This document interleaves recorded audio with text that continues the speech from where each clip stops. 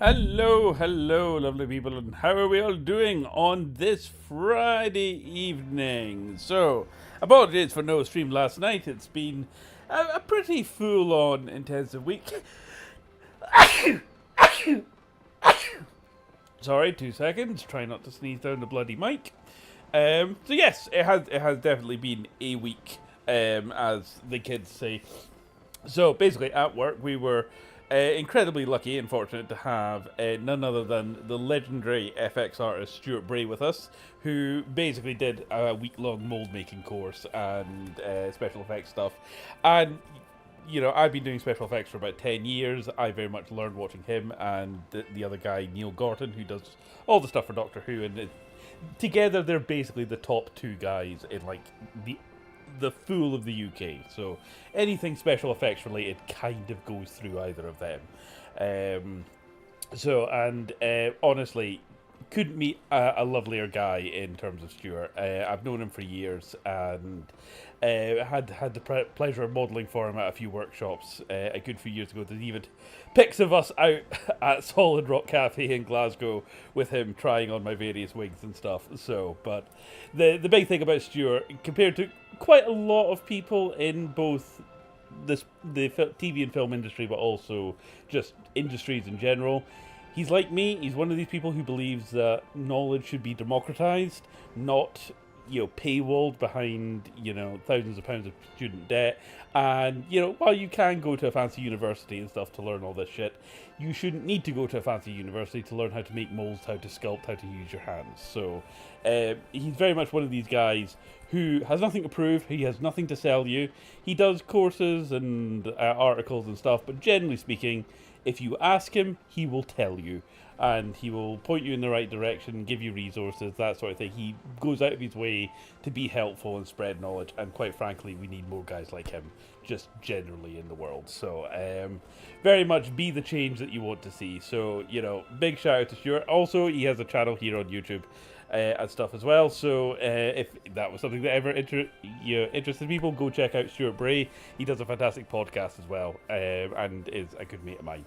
So yes, so that's what I've been doing all week, but I'm fucking knackered. So one of the things I've been sort of playing in the background, I'm still playing Warcraft. That's still like my kind of sort of main game just now. I really need to finish my Traders Post kind of battle pass thing that Warcraft's doing at this stage. I'm just going to quickly turn down the audio a little bit. But when I was over at the missus over the weekend, a big thing is that Overwatch has finally come to Switch 2. And you know what? I quite enjoy playing Overwatch on the Switch 2. As in handheld. Well, me and the missus are watching something and I just turn the volume down and just play a few rounds, and it's quite good. So I was getting back into hero shooters and went, Marvel Rivals, it's been a thing. I've been meaning to play this for a while. So I thought, you know what, I'm going to play both of them simultaneously for a bit and collate my thoughts. And I do love the fact that I think, Overwatch 2 was very poorly received, I believe, and a lot of people were jumping up Blizzard's butt about Overwatch 2, and Overwatch 2 is dead, or they killed off Overwatch and then they rebanded it back to Overwatch and suddenly it's alive again. And I was getting comments on my TikTok going, Marvel Rivals is dead now. Right, I'm not going to get into this kind of faction tribalism type thing, but at a cursory glance, okay, now bearing in mind this is just Steam. This doesn't take into account Battle.net, doesn't take into account Xbox or PS5, but on Steam alone, I think Overwatch was sitting at something like 87,000 concurrent players, and Marvel Rivals was sitting at 94. So I think when you maybe add in Battle.net and you maybe add in Xbox and that, I wouldn't be surprised if Overwatch was the slightly more popular At Riley game. Sadlick. Hello. Hey Riley, how you doing? My point is that Marvel Rivals is certainly not dead. It is absolutely not dead. And it is interesting playing both at the same time, as I found that when playing Overwatch, if I go into all roles, I'll get a game in 1 to 2 minutes easily, but I'll almost always be a healer. And on the few occasions I'm not a healer, I'm a tank. I have yet, in about a week of playing mostly all queues quick match, I am still to be placed in the game as a DPS. If I want to play a DPS, I have to specifically select and only select DPS, and the wait time to get into a DPS match is about, it's not horrendous, but it's about a 5 to 7 minute wait. Whereas a tank, I would probably say, is about a 3 to 5 minute, and to get in as a healer is a 1 to 2 minutes. So my point being is, you know, if I want to play games quickly, I'm stuck as a healer in Overwatch. Whereas in Rivals, I'll be in a game in a couple of seconds and I'll get to choose. And I've got my main, I suppose, if you like my main duelist, I have quite been enjoying. I've been enjoying playing. Where is he? Where is he? Yeah, my boy Moon Knight. I do like how each of the heroes in Rivals has a kind of a newbie difficulty setting, and I'm surprised that Moon Knight is a 3 difficulty, because quite frankly I think he's overpowered as fuck and I love him for it. Whereas something like Star-Lord, he's only a difficulty 2, and I actually found him slightly harder to play. He does less damage, and although he's more mobile, it didn't really gel with him quite nearly as much. Spider-Man, I'm sure there are fantastic Spider-Man players there, and if you can master him, he's probably a badass, but he is like 5-star difficulty, and I see why I die instantly as Spider-Man. So, no. But I do enjoy my boy Venom. Absolutely, he's like my main tank, so, you know, gotta love big alien symbiote. He's only 1 star, so that's fine. And my other one that I have to admit I do quite enjoy, because is, where is he? Where's my Raccoon? There he is.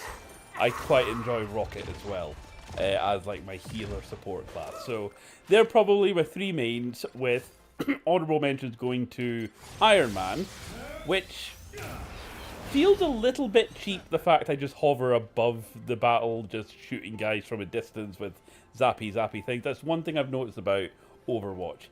That if you've got a gun opposed to a sword or something that fires at range, you are at quite the advantage, which you will see kind of later on.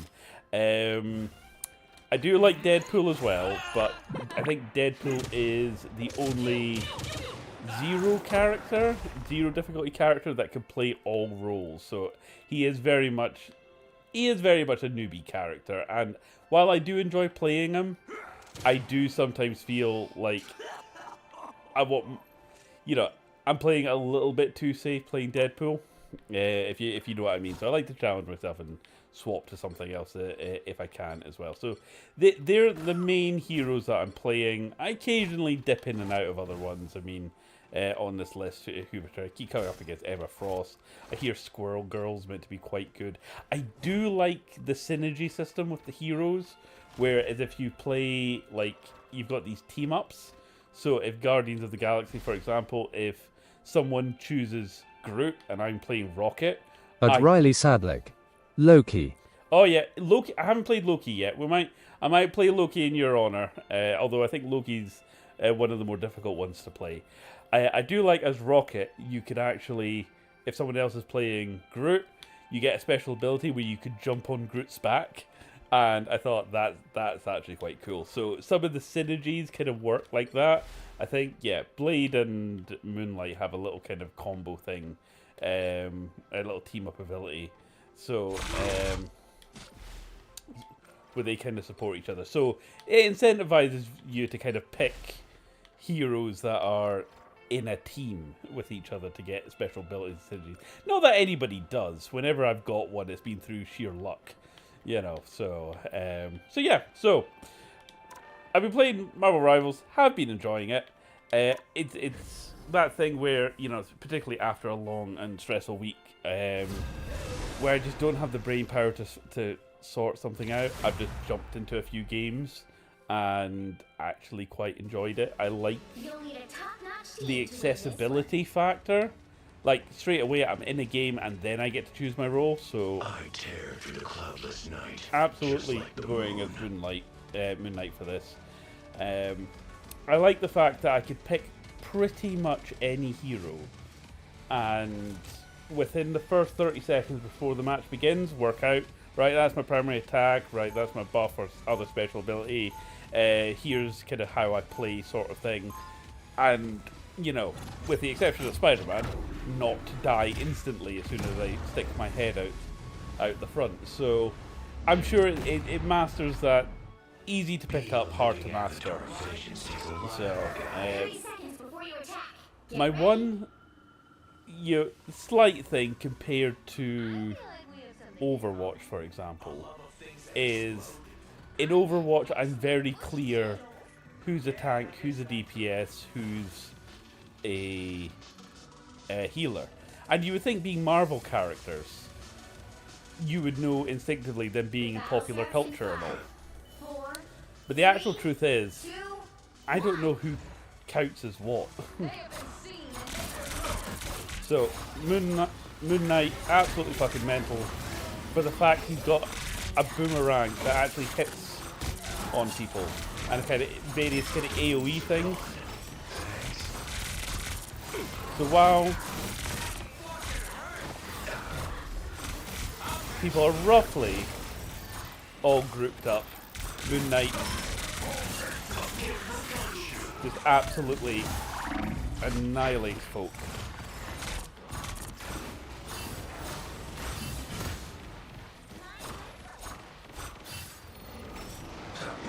You would think of being a B-lister,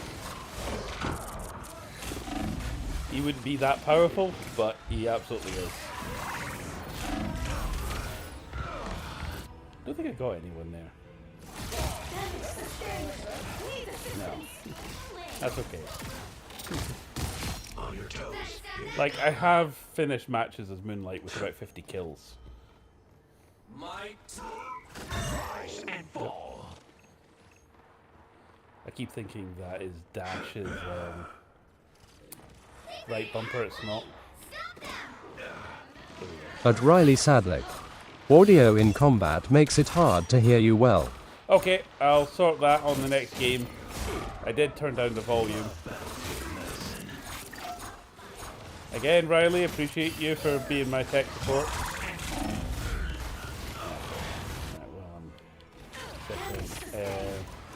Audio. Let's bring it down to... Okay. Is that any better? So it's master volume I took down, so... Okay.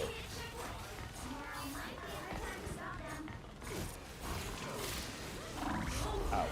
Right, I do have my super, but I'm going to waste it. If you would all be handy enough to group together, that would be great. Having said that, all that, with mainly playing Moon Knight, and if I play somebody else and there's a Moon Knight on the other team, I'm like, At Riley how dare you, Sadlick. Moon Knight? Thumbs up. Cool, awesome. That's what I like to hear. Hey, there's a kill. There's another kill. Indeed we are, Moon Knight. Indeed we are. Oh fuck, we Sharky dude got me.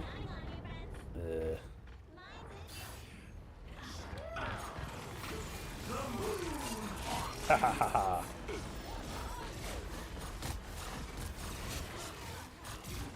Expect to hear that a lot. The moon haunts you. Ow. Okay.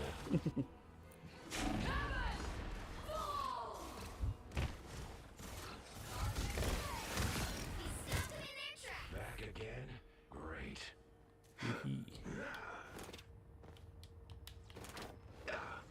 So, I think in the comics, like, Moon Knight was meant to be the Marvel Batman.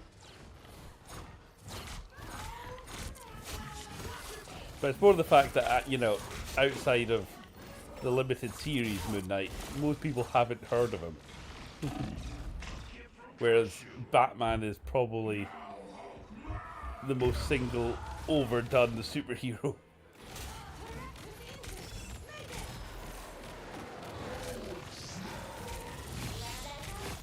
Back where I started. Yeah. Glide.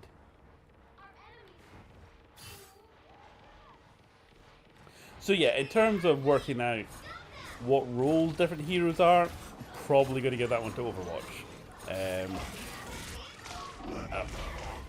Ow. The other thing that I've noticed between the two of them, Overwatch, the kind of battle pass, the progression system, unlocking loot boxes and stuff, it tends to be very straightforward. It's play X number of games in this queue, and you know, the most complicated it might become is, you know, play as a tank, play as a support, play as a whatever. Oh, yeah, these guys are pretty brutal, by the way. Now, even though I've only got 6 kills, I am the top of my team. The other teams seem to be pretty much dominating us, but never mind. The Marvel progression system, however, I have to say, it's got so many different bars, so many different progression things. I have no idea what I'm unlocking and when and why and how to get it, and yeah, the 3 different types of currency, and you have various different events and battle passes, and it's just an absolute kaleidoscope of colour and weird things that you have to click on to unlock. It's a bit like one of those mobile games.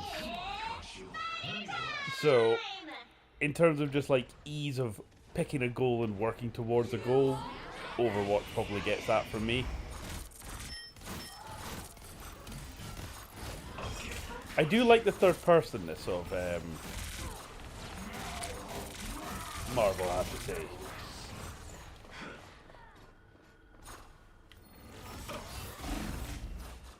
Now, I'm trying.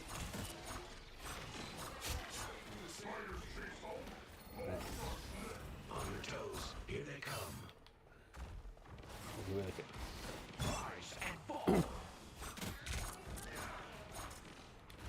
So I'll play some games as Moon Knight, and then I'll play some as Venom, some as Rocket, some as Deadpool, and then I might do an honorary Loki for you. We'll try Loki out.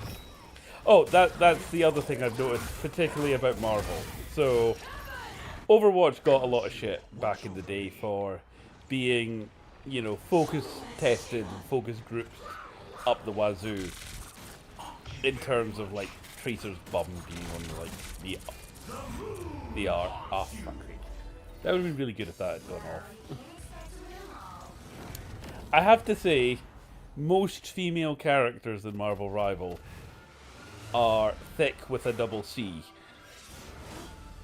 So, and yeah, let's just say they present. That's the only word I can think for it. You know, if the jiggle physics were slightly, you know, more exaggerated, I would swear this was a Bandai Namco game. So,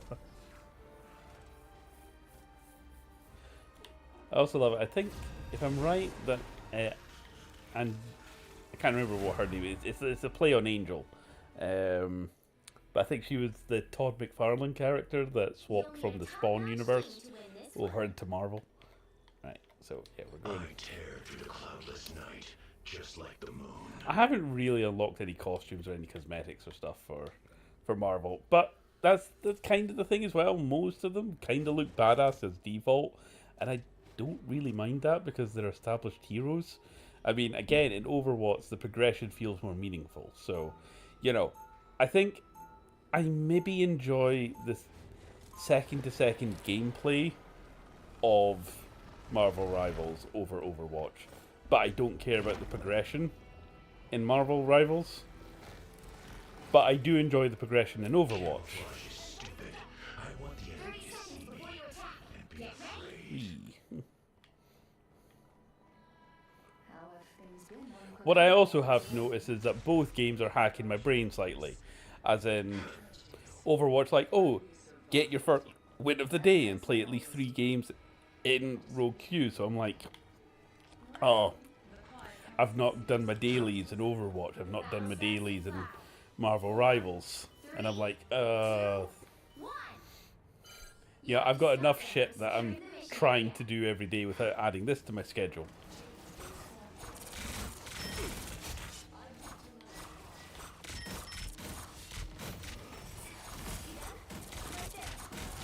Hey, see what I mean? I don't even know who I'm hitting. It's just boomerang. Take out 3 of them.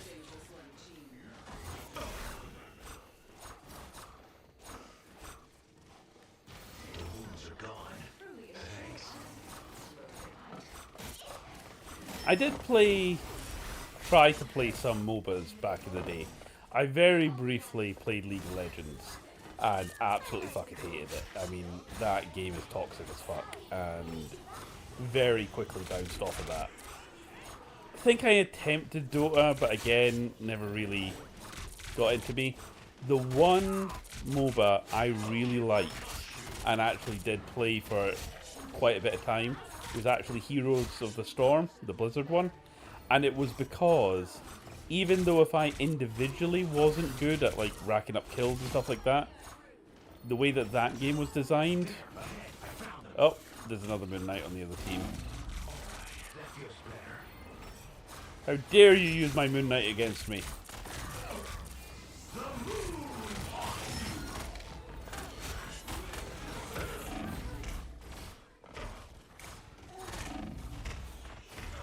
Damn it.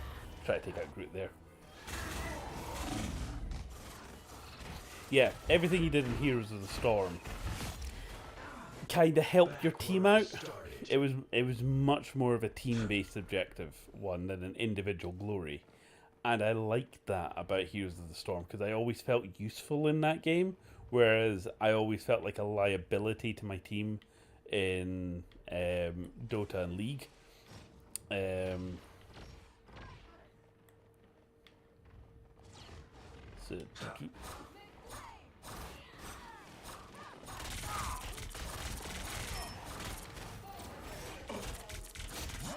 So likewise in Rivals, I feel that I'm quite good at picking just a random character, and provided that, like I said, I had a bad time, I had a bad first game with Spider-Man, but other than that, most other characters I've been able to synergize with. Damn it, it was the other Moon Knight that got me. From far worse than that.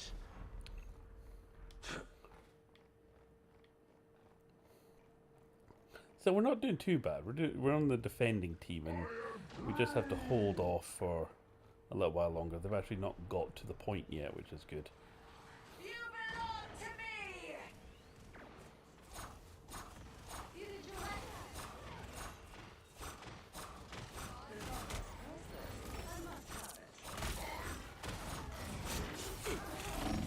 Yeah.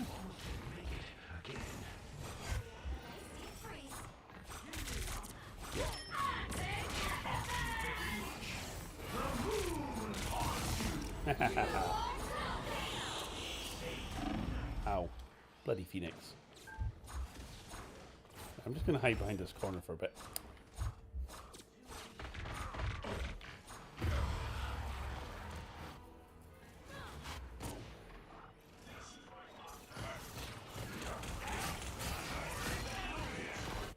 Still not dead. Oh, hello, Milo.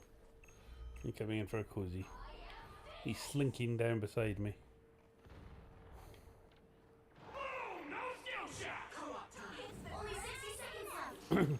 We can do it. We can hold them off.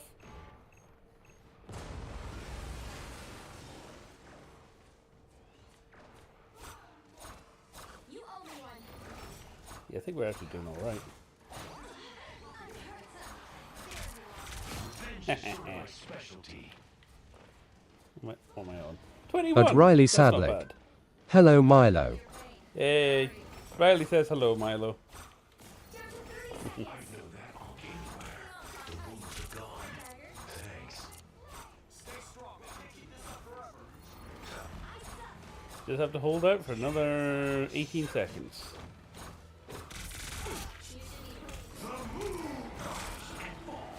Oh shit. Oh, ow. That was the other moonlight.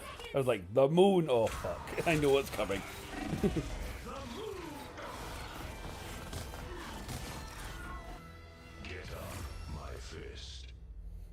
I keep thinking he says, "Get up my fist." I'm like, whoa. This is meant to be a Saturday morning kids cartoon. What the hell are you doing?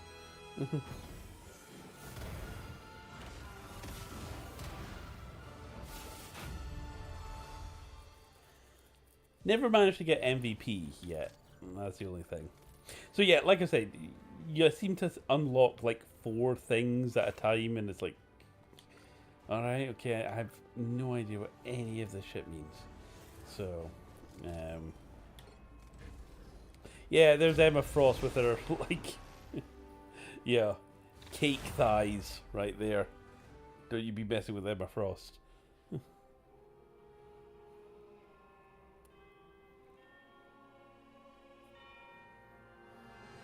You'll need a top-notch team to win this one. I'll do one more as Moon Knight, and then we'll I tear through the cloudless night, just like try the some other moon. ones.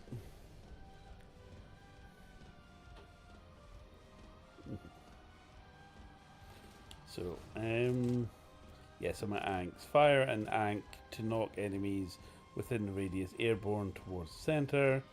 Moonlight Hood. At Riley Sadlick. Form a combo. Oh, something my support worker had helped me with is applying for a 10-week filming thing. Nice!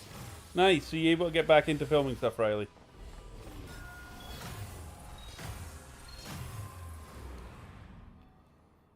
I'm the fist of Khonshu, protector of the If you can, and you're looking for something to get involved in, one thing I can maybe recommend, you're 19, aren't you? So yeah, you should be fine.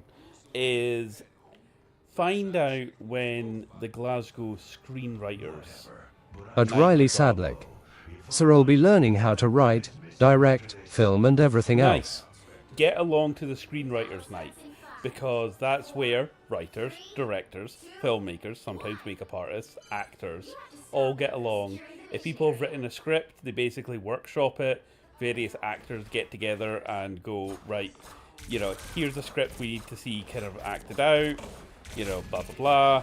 And, you know, directors talk and go, oh, that's quite good, we could do something like this. Or, you know, I'm pretty sure, like, the guys that we did the Monster in the Cage with, they go there, so you already know some folk that go along to that. So, and likewise, a lot of the actors that were at the Kelvin Grove Monster Walk, they go along. So, I'll try and find what night it's on, but it's every month.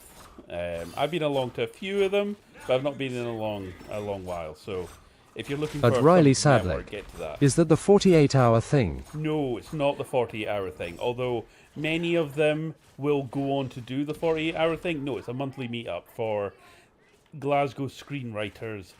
That's the name of it, and it's also got directors, actors, all that kind of stuff. They're on Facebook. I know they've got a Facebook group. You can look them up, but yeah, if you're wanting to get into that sort of stuff and you're wanting to make friends. In fact, you're on Insta. Even give like Mark and Gary a wee poke and ask them when it's on, because I'm pretty sure they go to it as well. Come on, Khonshu, let me rest. At Riley Sadlick. Alright, astonished face. Yeah, yeah. And honestly, that's the thing. What you know is important, don't get me wrong, but who you know is even more important, in all honesty. And how do you get to know people? You have to just get out there, make friends with them, you know, and you meet them at nights like this. And I think that's one of the hardest things that I try to convince the students to do, is to do something out with college that actually benefits them. Got my back after all. I mean, I met all the half-wits at the improv jams in Edinburgh. So if you fancy improv and you fancy, like, it's not so much like script acting and stuff like that, but, you know, improv and kind of comedy nights, like, I've got plenty of contacts and plenty of nights that are on that you could always have a look at. Is that Venom Squirrel Girl? That is an outfit. I know nothing about Squirrel Girl in the actual kind of like lore of Marvel, other than through this game, and everyone got really, really horny for her. So,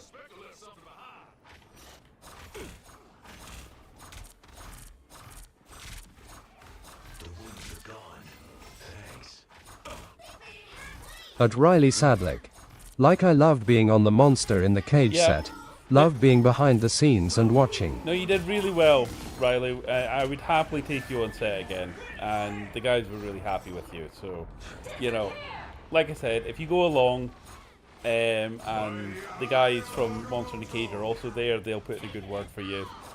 And yeah, make friends, get involved, see what's happening. Someone will have a script that they're wanting to act out or needing actors for. That'll get you acting. There's going to be film directors and all those sort of folk trying to put together a crew. So get chatting to them and, you know, get on board as a runner or a team maker or something like that. Basically everything that you did when you were on set for Monster in the Cage. And yeah, if you do a good job, they like you, they'll invite you back and take you on to their next thing. And that's how you do it. And then you get old and grumpy like me, and you get a comfy college gig, and it's like, nah, I can't be arsed doing this shit anymore. You know, the college pays my mortgage. Send the students instead. I'll make the thing, and then send it out to the students.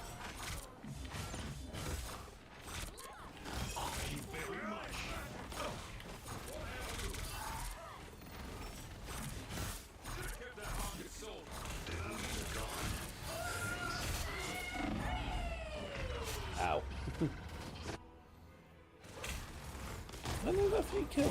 God damn it.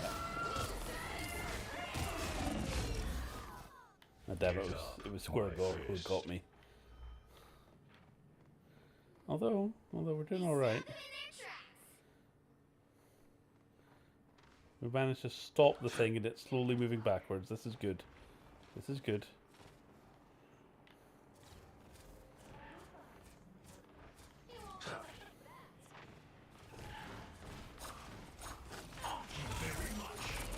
Ah, the dad puns. Thank you very much. God damn it.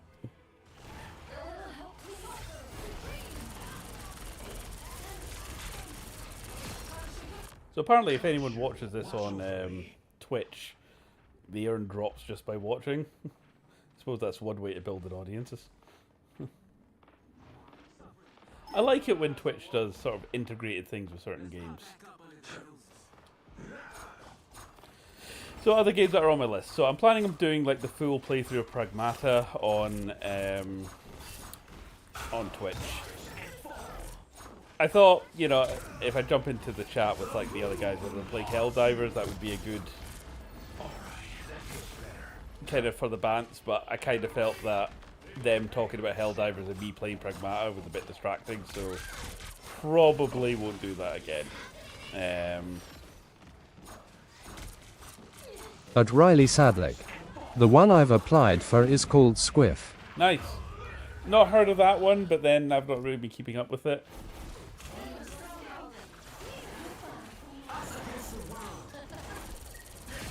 Oh, damn it, Red Witch. Well, considering we were having to hold off for 3 minutes, and we've pretty much managed to keep them stationary for a minute and a half, that's actually not bad. Damn it.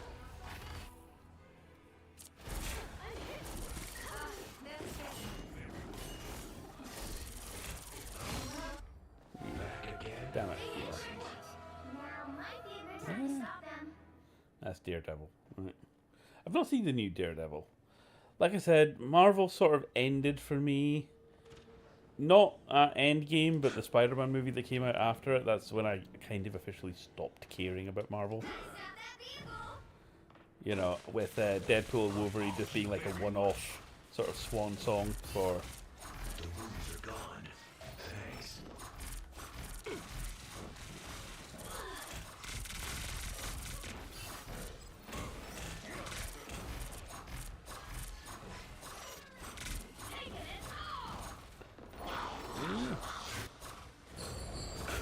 Ow. Oh, for fuck's sake. No. Ow. Oh, I'm still alive. Somehow.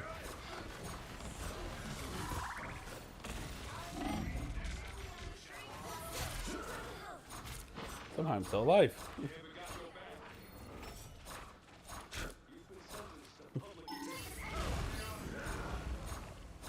I also like the destructible scenery in Marvel Rivals. That's a point in its favour.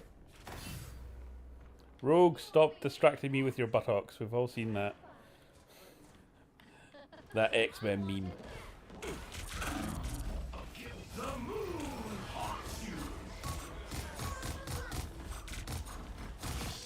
Hey, nice.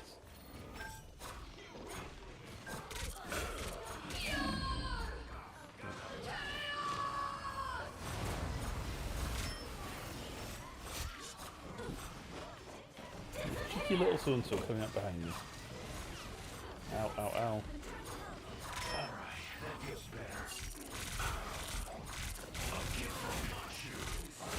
Ow, ow, ow, ow. You can hold off 60 seconds, I'm sure. At Riley Sadlick. Ow. Almost had the perfect day earlier until my cat got out, and I had to grab him. Let's just say my arm is slightly swollen, tears Hey, of joy. look, at least you grabbed him, right? There was one time, I'm pretty sure, it was either Milo or Max, I can't remember which one it was. But, there was some incident or something that happened with the street. And the fucking police show up at the door, but, you know, whichever dog it was a puppy at the time.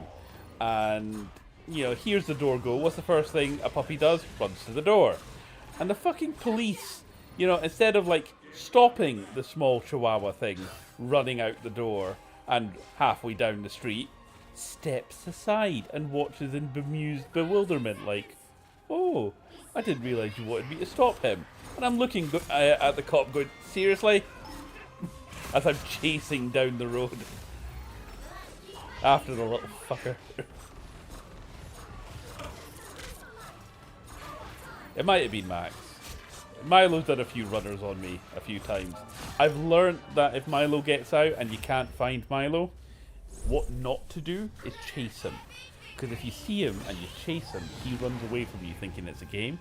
Whereas if you get a treat or something food related, he'll make a beeline straight for you. So that's how I always get Milo back if he somehow manages to get out or does a runner. Although, the thing that always makes me laugh about Milo is, yeah, he wants to explore, but he also always wants to see you.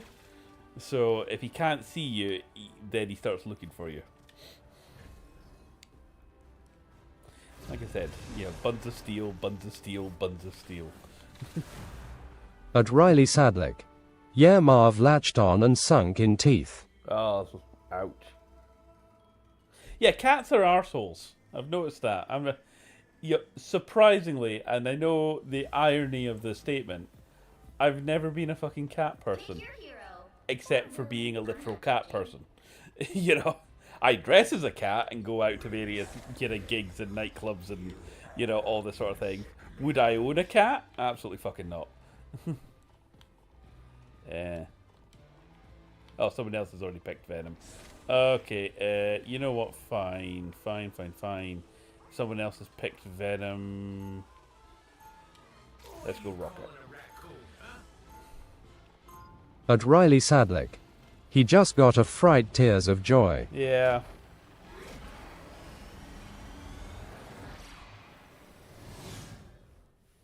Oh, I've just realised I might be getting a bit of an echo because it's also coming through the TV.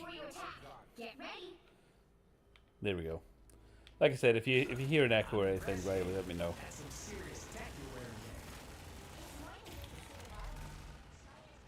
Very important as Rocket. The first thing you do in a match is you destroy all the scenery.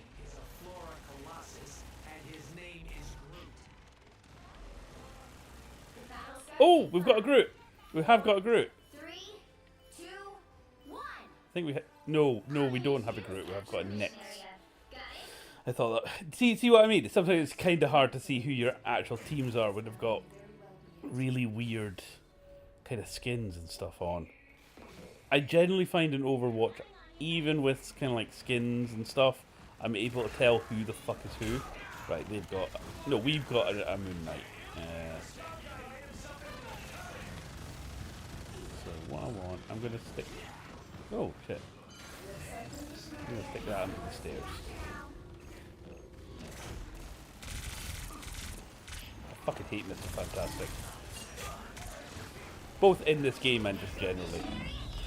Ow, ow, oh. What happened to me there? I just vanished.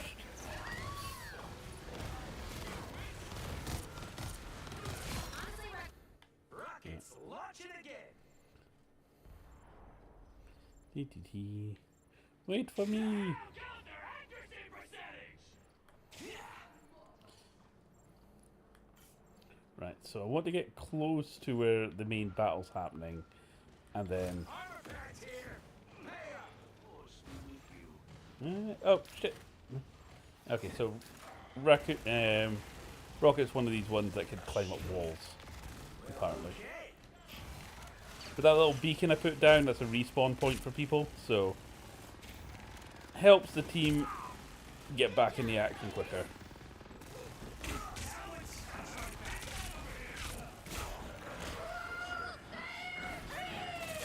Ow. I'm the squirrel girl's thing. Ow, what happened to me there? Okay, I just vanished. The Deadpool in his maid outfit.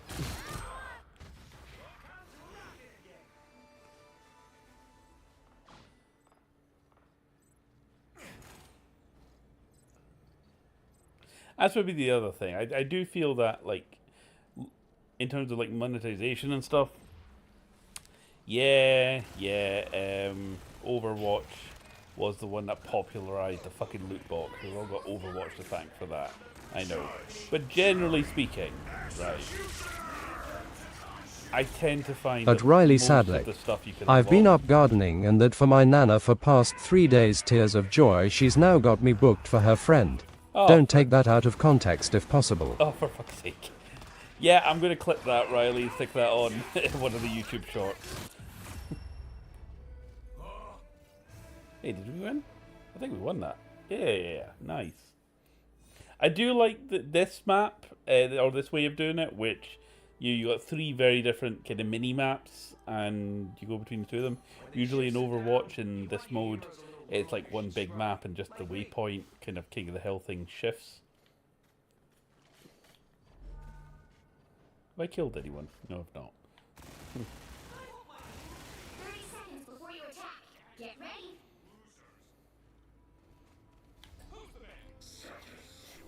I think the broken heart means how many times you've died.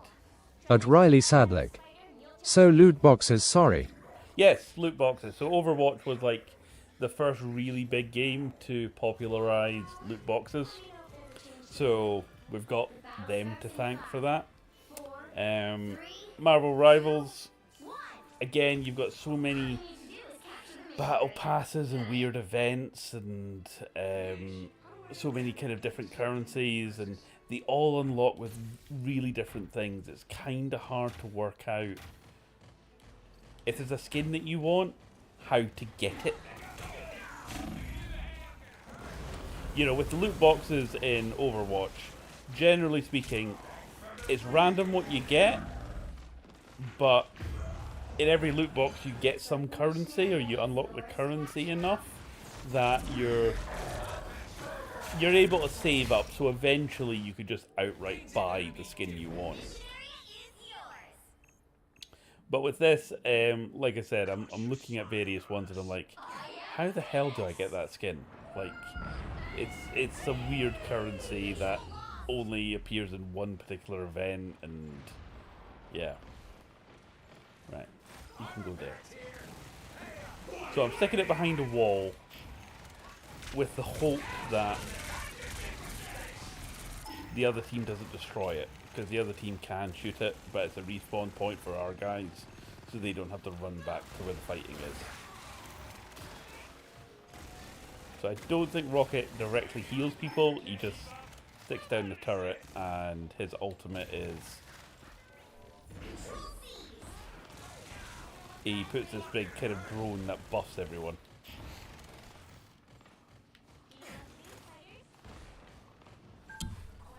Oh shit. Oh no, we're okay. We are okay. Boing.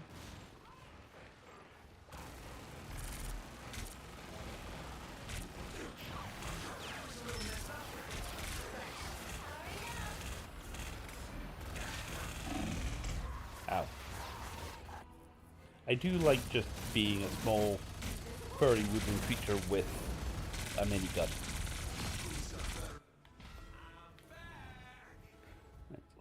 Sadly, I cannot benefit from my own respawn point. You've captured more than half of the mission area. Keep going.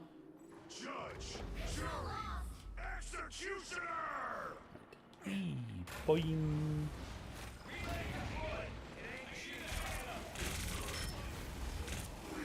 Is that Venom? Oh no, that's Punisher.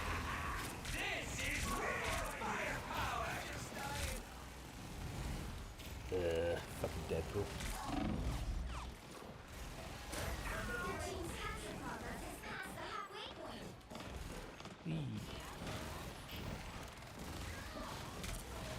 Fucking squirrel girls over there. Is that another rocket? I think it is. Yeah, it's another rocket.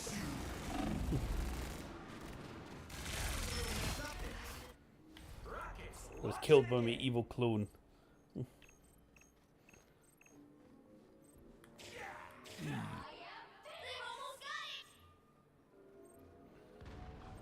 We're getting it back. We're getting it back. Cool. Nice. Cool.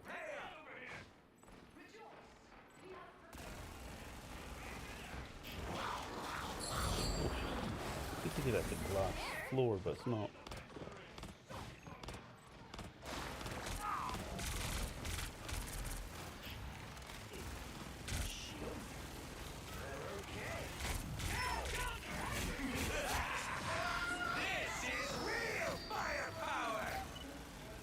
At Riley Did sadly. I deploy my drone? Stewie Griffin moment. Oh yeah. Yeah, there's my little drone, so that's mine up there and it just buffs everyone's attack power. So, again, playing Rocket is a thankless job. You know. He's not a glory hound, and that's fine. Yeah, nice. Sweet, we win.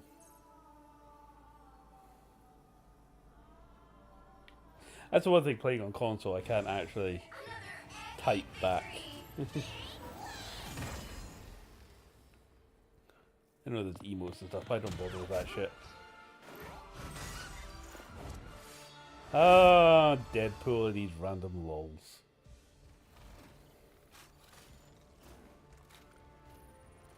Yeah. So you know what? I'll come straight out and show the is that yeah, that's a moonlight, isn't it? Not moonlight, moon night.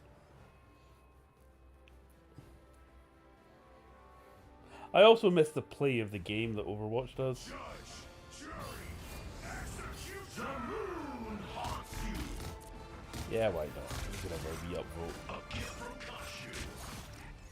Cool.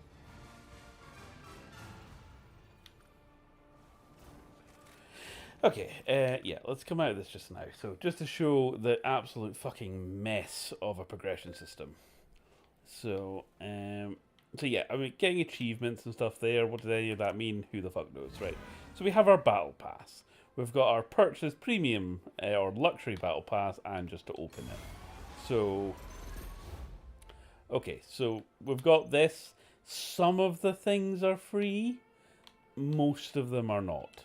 But in order to unlock, like, the next tier, I need 620 more of this purple resource, the chrono tokens, which is separate from the lattice, which is separate from the units.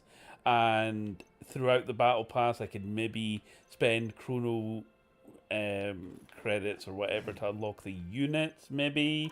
And then if we go to, like, heroes and, you know, pick a hero like, say, Deadpool. Yeah, stop doing your wobbly bits of the screen. So, you know, like this one, we need to go to the specific maid pool battle pass to get him there. We can buy that one, maybe.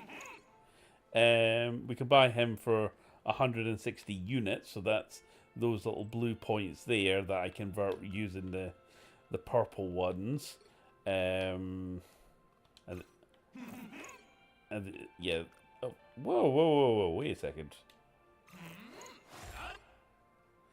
6,900. What was the other one? What was the pirate one? Am I just imagining an extra zero on the end of that? No, no, no. Why is, you know, fancy pirate Deadpool so much cheaper than random Deadpool in a t-shirt? Unless that's because those are the esports teams. Yeah, that would probably make sense if they're the esports teams. Which is a bit shit, frankly. This one, I think this one's also a battle pass type thing one. I'm currently on the second day of this weird battle passy thing, and then did you complete the day test and lock off? Right, so I had to like see. I'm unlocking shit. I don't even know how it's fucking relevant. Apparently, there's a story here. Oh, are you gonna load? That's a story event. Right, yeah, so yeah, I don't know what any of this means. I really fucking don't. You know, yeah, so these are all the active events. There's this thing as well that I've been doing. What am I up to? I'm up to 12, so do I get... But, you know, they don't just give you the tokens. You've actually got to know to hunt them down and go in and fucking find them. Who's this prick? You know, and, you know... Oh, it's Namor. That's who it is. Okay. Yeah, so, personally, in terms of progression system, I think I prefer Overwatch, I have to say. I think there's also this one here. If I get a costume coin... oh, see, I've lost it again. The fact I have to jump through so many bloody menus.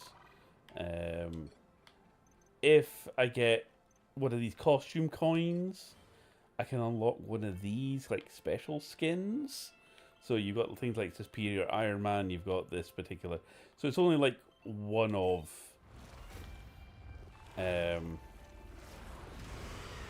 costumes. You've got Orange Venom, and only he costs $2.69, but you also get one of those costume coins that maybe unlocks one of them. So is that a good deal? I don't know. But, you know, if I bought that for $2.69, I could change a coin that's telling me it's worth 100 units, but I've already got 100 units, and that's worth God knows how much of the conversion of the purple one. So, you know, I'm just like, I don't even, you know, can get my head around this fucking progression system. Okay, here's yet another progression system I've not, I didn't even notice. I didn't even know I've got to unlock things for. But these are all premium, so I don't get these for free. Right, have I just unlocked all of these? Yes, I think I have. Although, if I get up to there, I get a Mantis one. So, okay, yay, I suppose. So that's active for like another 48 days. This was only active for 13. You're active for nice. Yeah, so like I said, I just get overwhelmed with this one and just go, fuck it. Right, I just want to like play as Moon Knight or play as Venom, and yeah. If I happen to unlock a skin, I happen to unlock a skin, but I'm not inclined to spend money. Pick your hero. Or villain. I'm not judging. Right, right, I wanted to play... Oh, let's do Deadpool. We've not done Deadpool yet. We can't lose. You know, unless we do. The other Marvel game that I got into recently, and I still have the DLC to do for it, so that might be a contender for stream at one point, was Marvel Midnight Sun. And I swear that game has no right to be as good as it actually was. So the easiest way to describe it is XCOM, but with a Marvel skin, and you play, you know, with a kind of deck builder type element to it, where your abilities and things are like cards that you play per round. And it was really, really good. You end up making a self-insert, you know, original character do not steal hero that's the Hunter.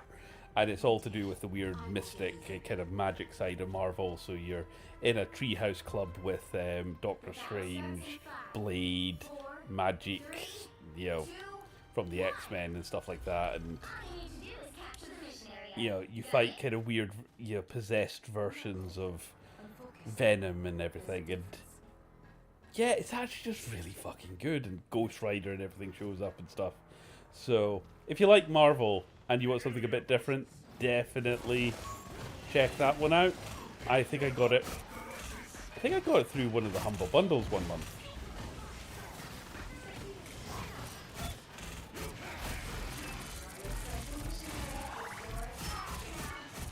So Deadpool's overpowered because he's got a kind of group heal ability, number one. He's got increased healing factor, so he's actually really hard to kill. He's quite tanky, he's got good range, he's got good kind of slash, so I can go slashy slash, I can go bangy bang. I'm healing folk now. Yeah, and buffs and stuff, so he's actually a really good beginner character, you know, apart from being ADHD riddled. So, and as the game goes on, he even levels up. So we'll upgrade these guns.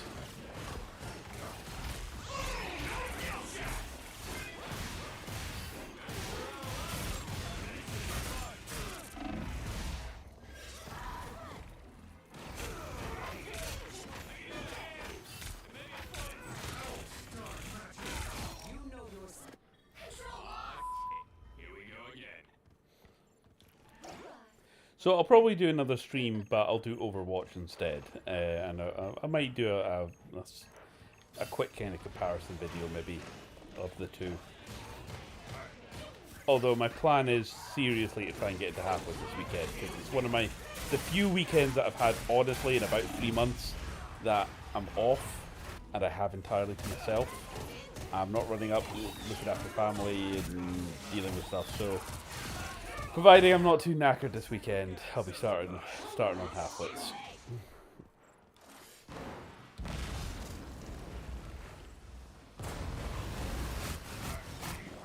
I've got so much stuff on my editing desk of like potential videos. I also need to sort out the shorts for the channel, because I've been basically editing and throwing out each short the day it's meant to go out, and I've been like late with a few of them, so that's why they've been coming out about 6-7 o'clock. Again, because I've been at work all day, and I've just not had the chance to sit down for a couple of hours and do like a month of shorts in one go. I think we're still on the Legacy of Kain stream, which weirdly, some of the shorts for the YindyPlayZ channel were doing really well. Like, I was consistently, there was a bit, every single short was easily about 100k views, like in his first day, which was great.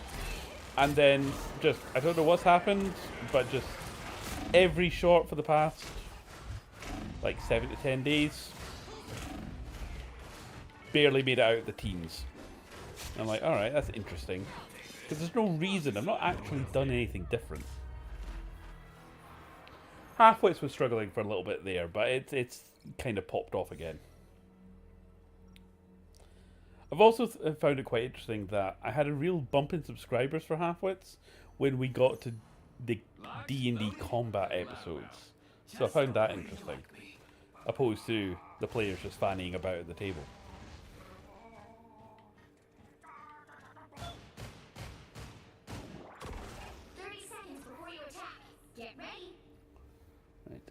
I've killed one person and died 4 times. Your K-pop sensation, Luna Snow. I'm so excited I could scream like a little girl. Do you know me? I don't just know you. I know every piece of your choreography. Wanna dance while we fight? Again, the kind of rogue outfits.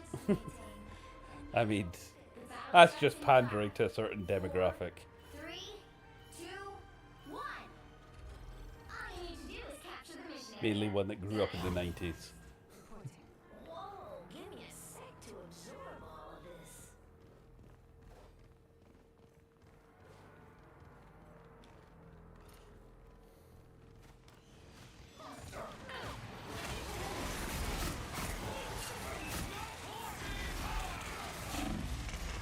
Ow. I'm just saying, if that was Moon Knight.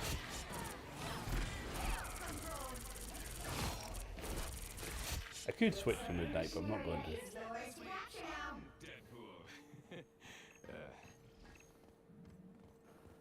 Peekaboo. Oh god, there he is. There he is. He's crawled into the stream now. I wondered if you would. So, how you doing? All right. How are you? 60 quid lighter. But, you know, that's that's the thing. So, yes, I got fined at Tesco for, you know, being slightly over the parking line. And yes, you're right. I probably could have been cheeky and just not paid it, and, you know, fuck the system, fuck the man, and all that. But, you know, it's my first parking violation. I take responsibility for it, you know, as any politician should do. So, before you give me that crap. So, yeah. Nigel Farage as bloody bodyguards pushed an old guy out the way because they were in his disabled spot. Oh, for fuck's sake. That's what you should do. You just push him out the way. Say, no, I'm more important than you. It's not, no, he's an absolute, well, C Yeah. word. You know, you can fill in the blanks. That Lee Anderson, that guy. So, obviously, I don't like him very much, but he did have one line that made me genuinely laugh. He went, Keir Starmer's so bent that he has troubles sleeping at night, or like lying straight to sleep at night, or something like that. It's like, that's coming from Lee fucking Anderson, who like was caught basically interviewing his mate that he phoned 15 minutes before the call to brief him on coming to his door. But this is why like so many folk are disenfranchised with I know. politics, because it's at the point now where everyone appears to be doing something wrong, but it's everyone pointing to somebody else going, but he's worse than me, so look at him. 1000%. And, you know, us Lib Dems, we're not immune to that either. I'm fully aware of that. You know, the amount of times I have a conversation and it's like, which party are you part of? Lib Dem. You know, can you guess the 2 things they say to me within 30 seconds of hearing I'm a Lib Dem? Nick Clegg. Nick Clegg and tuition fees. Yep. Those are the 2. And I go, I know. I share your anger. I'm 100% with you. And I remind the party and the higher ups at every opportunity of that. And you know what? The Lib Dems, we've sat in the naughty corner for 10 years and thought about what we've done. So, you know, which is, I think, something that the SNP need to do, personally. But that's just me. Right, okay, that didn't go particularly well as Deadpool there, but let's jump in as Venom. It'll be fine. So I saw you were doing a little bit of painting, Mike. How's that going? Yep, that's going well. I'm not gonna lie, it looked good in the pictures, but because of the lighting, I couldn't really see much of the techniques and stuff. So, Well, it's half done, so fair enough. that was like my first attempt. So Good. I do know there's bits I need to touch up. Yeah, But I'll get a better picture. fair enough. The reason I didn't put it in the main group is because I have sent Snoogans and Red the same model. Ah, right, fair enough. 30 seconds before you attack. Get ready. Yeah, I think, yeah, I've got. But a Riley right sadly. swing. Hi Mike. Yeah. So, are you lot not hell diving tonight? No, I think everybody's been getting cooked with the sun. Oh yeah, that.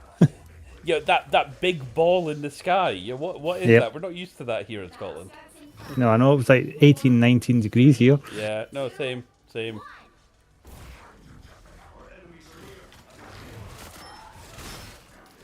I seen a thing from the Met Office, and it says that so far it's been the driest year on record, which was pointing towards a very dry summer. Is it? Because like I was saying to the missus, right? I'm pretty sure, like a week ago, I don't know what it was like where you were, but a week ago there was a fucking flash blizzard. Yes. Yeah. But historically, you're more likely to get snow on Easter than you are on Christmas I Day. know. That's very a thing. That's a Dickens thing. That the whole white Christmas myth. And also, when they're talking about driest on record, they're talking about over the whole of the UK. Yeah. Us in Scotland generally get it wetter, generally anyway. Yeah. You get all the, when the sea tides rise, all the English will want to come up here because of our high But ground. Riley Sadlick. As a redhead, for But the once only I'm thing happy for we some could tears lose of is joy. Grangemouth. Yeah. Nothing else seems to be overly affected. Yeah. Yeah.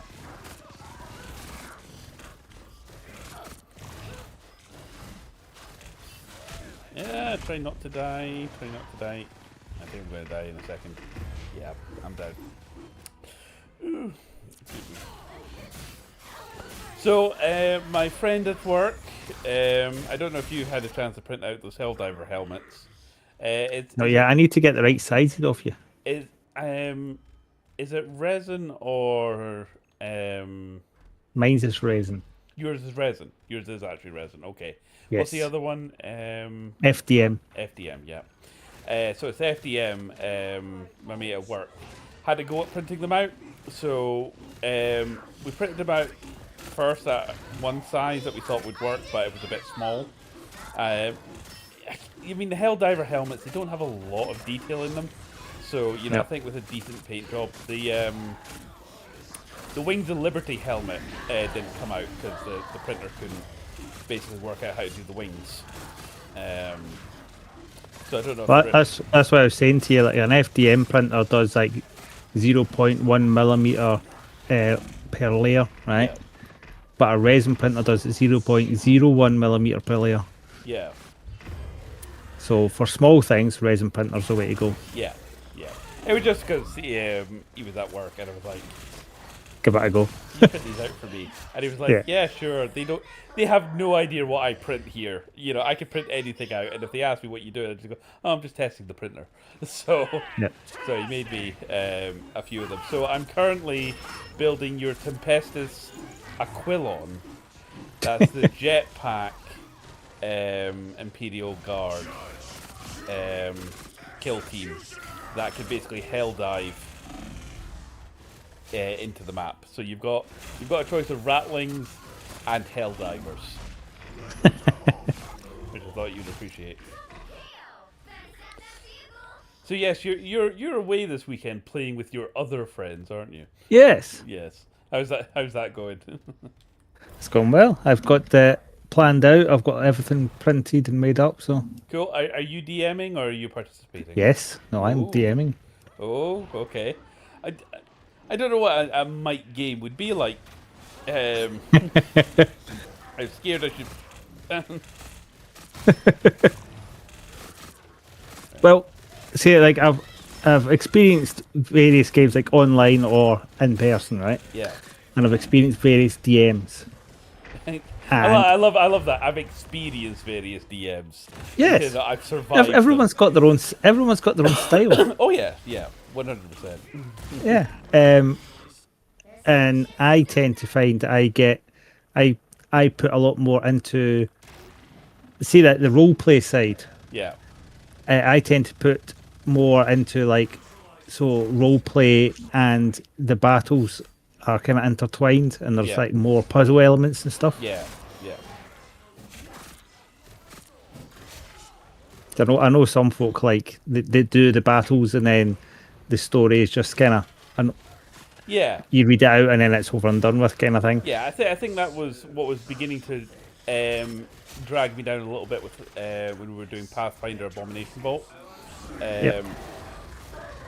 because I was just reading from the book. It felt like, and the reason I went for pre-written and I went for that was I was hoping the book would teach me the game, but also,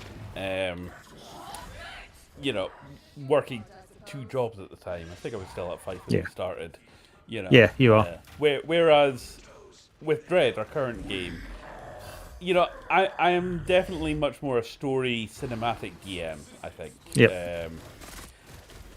And, I would say that the style I brought to Halfwits, that's like, if I could DM any game to the level I did Halfwits, that would be my main standard. Like, I brought everything to that sort of experience. But, the problem with that is that was like months of work prep time, Yep.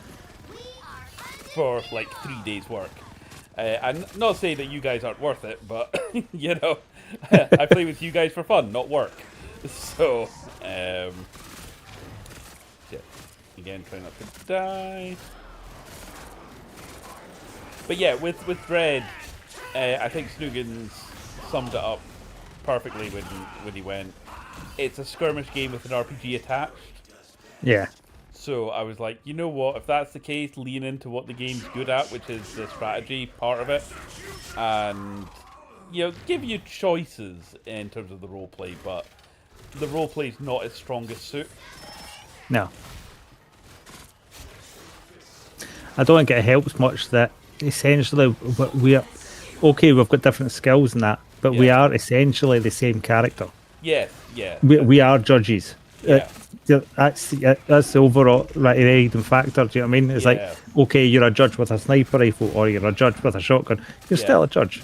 Yeah. Whereas on the exact opposite end of the spectrum, and again, I do want to try it again because I don't think we got off on its best foot. Was the Discworld RPG?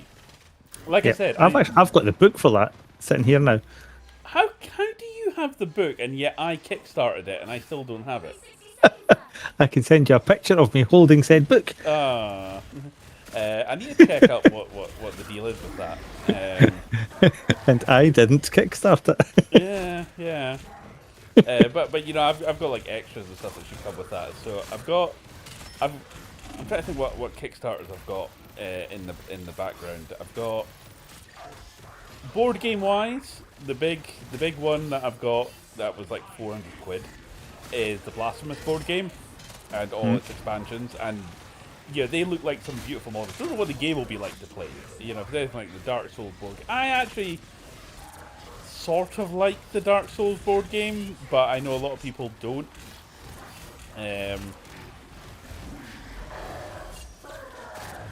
I know the Dark Souls RPG needs a lot of work to get it playable. It feels like it just feels like a lazy reskin for D&D. I think this is why things like D&D and Pathfinder end up being so popular. Yeah. Because they are like fairly like battered out. They've been well tested. They've been well played. Whereas a lot of these other like the Dread one, like, we're going to make a Dread one, so they make a whole new system. Well, and then there's issues with it. Dread isn't a whole new system. I know, but do you know what I mean? And then like it doesn't go through the same play cycle. Yeah. And then folk play it and they can enjoy it, but at the same time they're thinking, the like 5e system is a lot smoother. And you're like, well, it's had many years and many iterations and many games. I was going to say, you've not had a chance to look at the RPG that was sent to me. No. I've sent it over to Snoogans and Red, so I think they have a copy. But I was waiting for Hairy Dad Gaming Day to like give you guys a try of it. I still need to sit down and properly read it. It's just on my list to get to. So, maybe it's a nice day at the park. I might take it to the park and let Milo off on a long lead or something. Right, who do I want to play? Let's do Iron Man. We've not done Iron Man yet. There we go.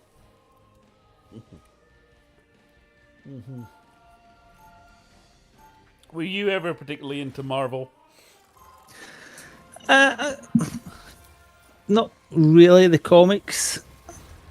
I was more into like Dread and 2000 AD and things. Yeah, yeah. I was more meaning in just in terms of like, did you follow the MCU for a while? And The movies, yeah, and then they started like doing like 20 different movies at the same time, yeah, and it just got a bit. And it's supposed to be like it's a child's movie, man. You know, yeah, yeah. there shouldn't be 20 different things following the same timeline on a thing which is multiverse with multiple timelines, and Yeah. it's like, come on. I mean, that was the thing. It really should have ended with the Thanos arc and Yeah. Endgame. I mean, that was the combination of like everything that they were building up to at that point. Did you watch the Loki series? I did. I And liked that. I did like to that. be honest, right? I thought the Loki series was a better Doctor Who than Doctor Who. And you know what? I don't care. Who knows it? You can fight me on that one. So there's a clip for TikTok. You know, Loki is a better Doctor Who than the Doctor has been in various seasons.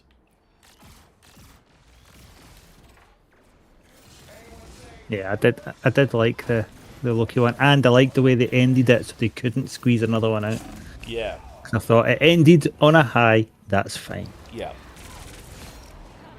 Oh, is that evil Iron Man? Oh no, that's Ultron. Right. Okay. That's okay. Right. Iron Man movement system's a bit. I keep thinking like, you would think that A would be jump or ascend, but it's not. It's left trigger.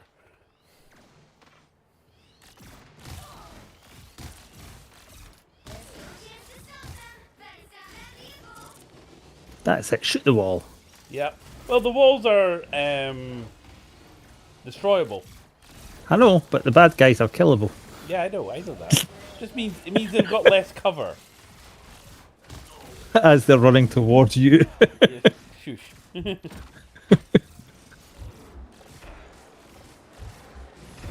Ow.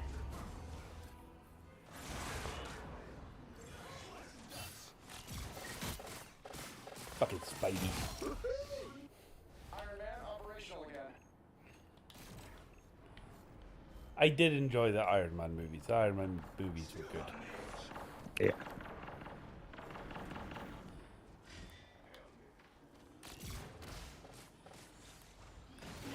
And I will probably go and see Doomsday when it comes out, but I'm like, you know, do we really need Robert Downey Jr. again? He's played his arc. He's done.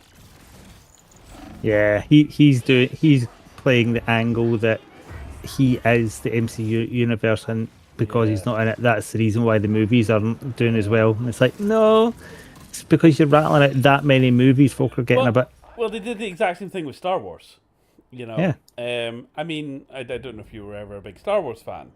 Yep. Personally, I like Star Wars. Again, another clip for the TikTok. I like Star Wars when it's not all about space wizards. And it's True. not about the fucking Skywalkers. You know, Yep. have you read or played through the like Knights of the Old Republic sort of setting of Star Yeah. Wars? Because the Emperor in the Old Republic era is fucking beast. He's like the Emperor from 40k actually. He's Yeah. a kind of like force being that basically devoured the force around his home world, and as a result, you know, everyone there's dead, sort of thing, and no life could exist because he devoured it all. You know, it makes Palpatine look a bit shit. Yeah.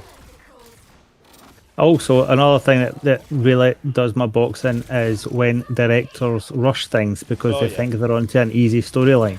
Well, You had The Force Awakens, which had a lot of setting up to do, Yeah. to be fair, right? yeah, Which it did, and you're like, oh, that this could go one of many ways. This is rather good. There's a lot of new characters, they've all got their own story arcs. That's fine. Yeah. There's a big new bad guy. He's supposed to be really, really bad. Yeah. That's fine.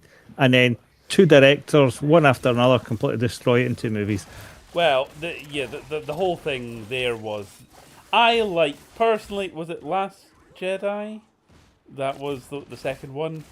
The one that Yep. basically all the outright grifters, threw a hissy fit over, and Disney shot the bed and hastily rewrote it. Basically, the one that said, "So this new character Rey turns out she's not special. She's Yeah. not anyone. She's no like inheritance to any big legacy. She's just some girl." And I liked that. True. And Well, the then- thing is, Anakin was the same. yeah, he was. He was. In fact, Yep. I've got the original graphic novel there of the Star Wars, which was a graphic novel, the original script, where Anakin Skykiller and Darth Vader are two separate characters, Yep. and I think Han Solo's an alien in it or something like that. And yeah, it's weird. It's familiar but so different at Yep. the same time. Yeah.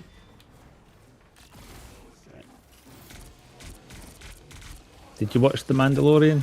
I did watch The Mandalorian. It's been fucking ages since I've seen it though, so I'd Yep. probably have to watch it again. I also quite like Book of Fett, to be fair. Yeah.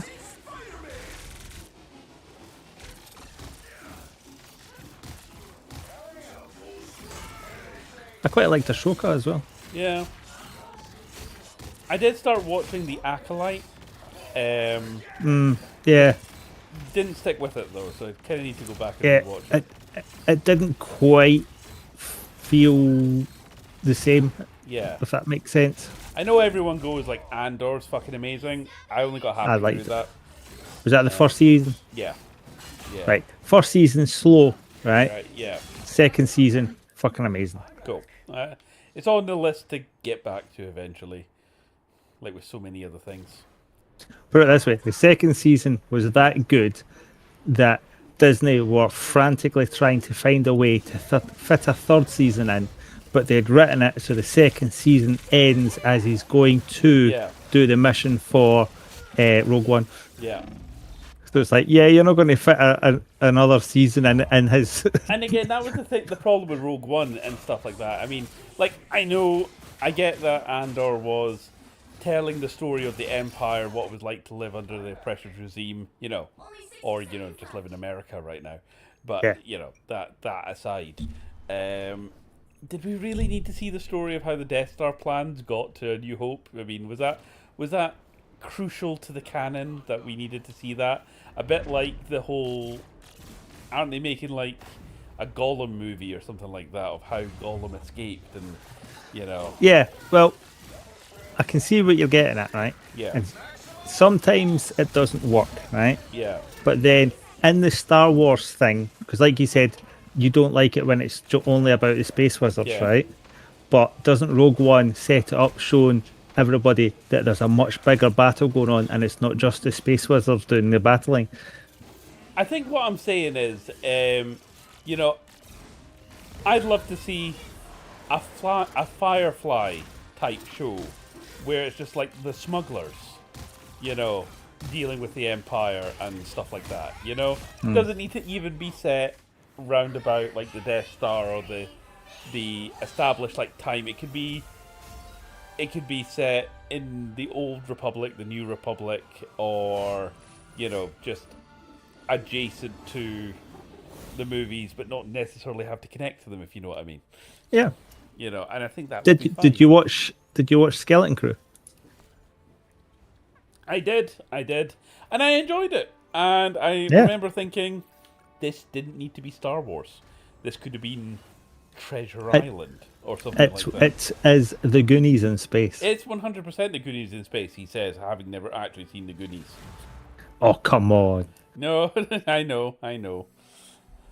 It's one of those things, I know of the Goonies, but I've never actually sat down and watched it.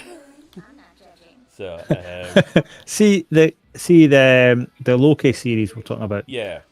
See the wee scientist guy that made the machine for the all the timelines. Yeah. He is the child in the Goonies. Yes, yeah, I know that, yeah. Isn't he like mates with Tom Cruise or something? I remember seeing a bunch of memes with him and Tom Cruise for some reason. I know also know Probably. they were kind of also talking about potentially at one point. At Riley Sadlick. Ha, you haven't watched it. Yeah. That's your homework. Okay, right, fine. Well, look, I've got a child on the way. Yeah, Riley. Fine, I'll watch the goodies, okay? With the child, because I'm already putting together the various shows that I need to introduce the wee one to. So we've got Fraggle Rock, we've got Snoopy and Woodstock, we've got Bluey. We've also got a blacklist, a ban list. Peppa Pig can fuck off, frankly. Balamori, no. See, when it comes to the child, you won't have a choice. Oh, I will. Child will, the child will take over your technology. Trust me.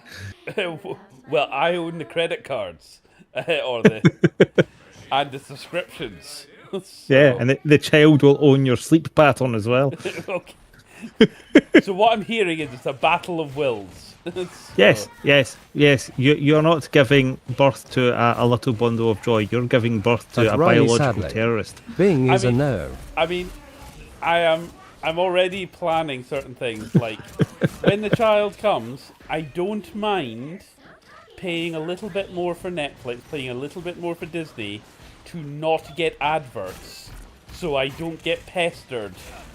Dad, can I get this thing? Can I get that thing? Can I get... No, just shut up and watch the show. You're fine. Well, So, right. But you've made a mistake here. Right, Right. Modern children, right? yeah, Adverts do not affect them. right. So how My do they- kids have seen adverts. Ask them about any of them. They can't remember them. They just completely blank them. Doesn't go into them. But do they still want the product though? No. They have no recollection of the adverts at all. Right. And it is a modern thing. It's like, this is why like folk are infuriated by things like adverts on Netflix and all that, because it has been proven, psychologists have been proven that the newest generations of like from like 25 younger, adverts just don't work on them. Now, So you're- all these companies are spending billions on adverts for them not to work. Well, you're a little bit older than me, Mike. So I don't know if you're Gen X, whereas I'm millennial, right? I don't know if this would like apply to you or not, but I remember like I grew up with like Cartoon Network and Yep. Dexter's Lab, Donnie Bravo, Powerpuff Girls, all that kind of stuff, right? And I remember the amount of adverts that were on Cartoon Network in between the shows, and Yep. and age 7, I would turn to my mother and go, Mum, do we need to consolidate all our monthly debt into one single affordable monthly repayment at 0.9% APR? At Because Riley if so, I Sadlick. know someone. Okay, so like, I Well, always but there's a skip big ads. difference. Yeah. You couldn't skip the ads. Well, that's Your possible. child will learn very quickly that ads are skippable and they can get rid of them and go back onto the program. Well, that's why I was going to pay to not have the ads in the first place.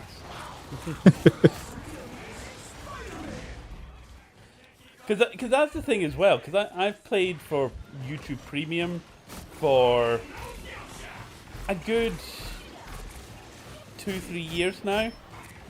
Kelly And- boy. Well, no. Yes, I yes. do not regret paying for YouTube at all whatsoever, because it's quite refreshing and quite nice actually. That all these, I think, those shitty mobile games and stuff like that that Yes. kinda take over everything. Yes. People are like, that mobile game, and I'm like, no, I don't, because I don't see them. So- I don't see them either, and I don't have YouTube Premium. Yeah, but you have an ad blocker, which is why creators like me don't get fucking paid. so let's be clear on that. Yeah, you're getting paid and then paying YouTube to get rid of the adverts. So who's really getting paid here? Well, actually, to be fair, YouTube's not paying me; it's Twitch that's paying me. So,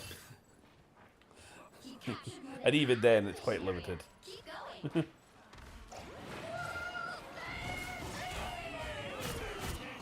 And you said to me like your mate makes 250 quid a year.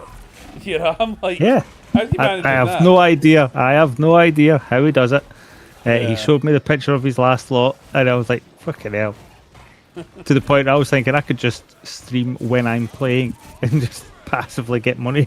Well, see, that's why I started. I mean, I was like, you know what? I do all this stuff anyway. Might as well turn a camera on and point it at my face, you know, and just I might as well talk shit to the camera instead of the voices in my head. It's totally fine. So at least this way I can justify it. I bet like how secretly I just wanted to play half-wits with all my comedian mates, but hiring them just to play D&D felt a bit sad. At least if I made a show out of it, I could justify it.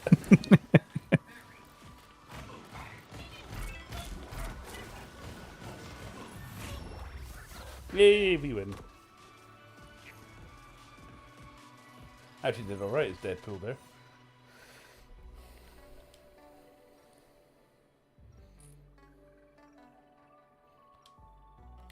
So yeah, you were talking about Disney and that. It's just shit in the bed and totally rewriting things and stuff. So, as I was saying, Stuart Bray was up this week, and he's worked on God knows how many stuff, and it was quite funny. One of the rants he was going on about is, sustainability in the workshop.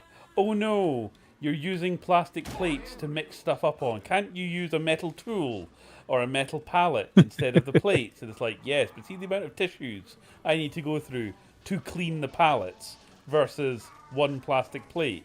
And then it's like, oh no, there's a lot of wastage there. You've wasted X amount of silicon that's just going into a bin in a landfill somewhere.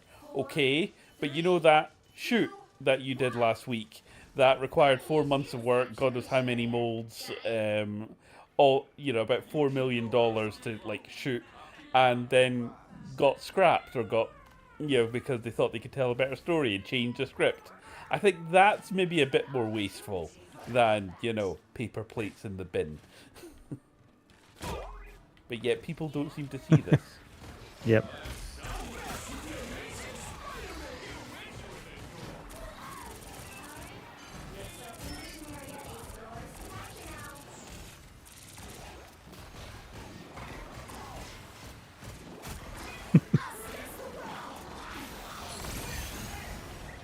Damn fucking shark. I swear, if anyone starts singing Baby Shark, that's another thing that's going to be banned. Fucking Baby Shark. No, they'll be brought up on Tom Hardy or nothing else. So.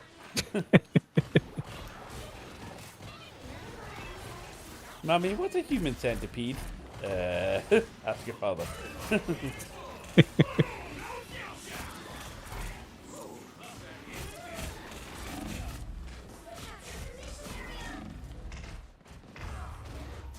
Damn it.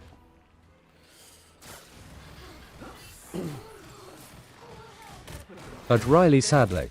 Baby shark do baby shark. The fact that the text to speak is trying to sing it. I did like what was that, Team 4 Stars version of Dragon Ball Z Abridged, and it's just like you've got Vegeta kind of sitting there strategizing, going, if I use this technique, I could use that, and it cuts to Goku's in their monologue, baby shark, daddy shark.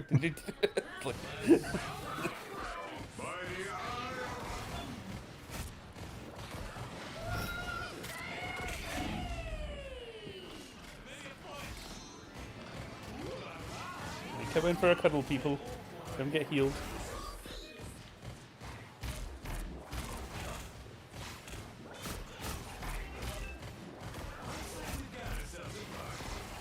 Doctor Strange. Ow, ow, ow, ow, ow. Hey, I think we got one. I think I was an assist. Right, come on, my love. Come up here. Coming up.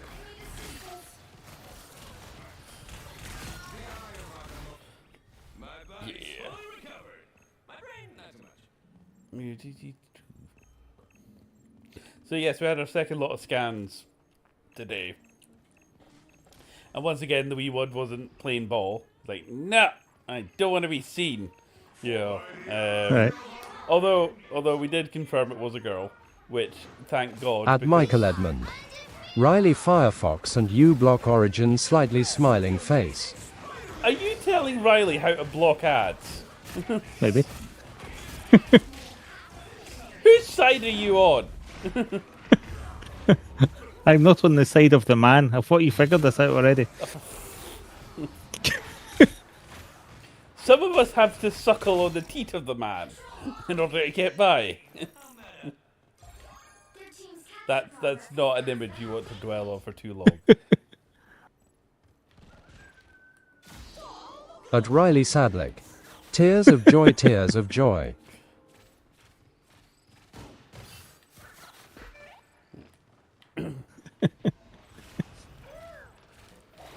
By the way, thank you for your Prime sub.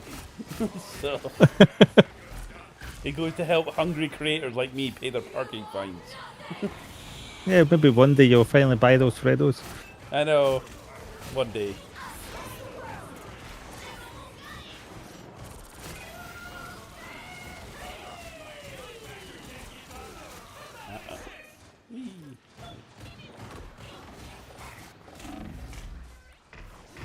Ow! Like, Spider-Man just web into me there. Fucking dick. My body's fully recovered. Damn it.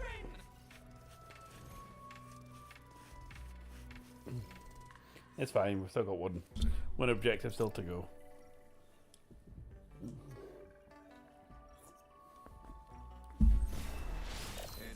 At Riley Sadlick. Might even afford a caramel Freddo. Oh god, that's just luxury, Riley. I mean, yeah, that's YouTube money, that is. 30 seconds before you attack. Get ready. No, right. Caramel Freddos will always be known as Tazzies. Exactly.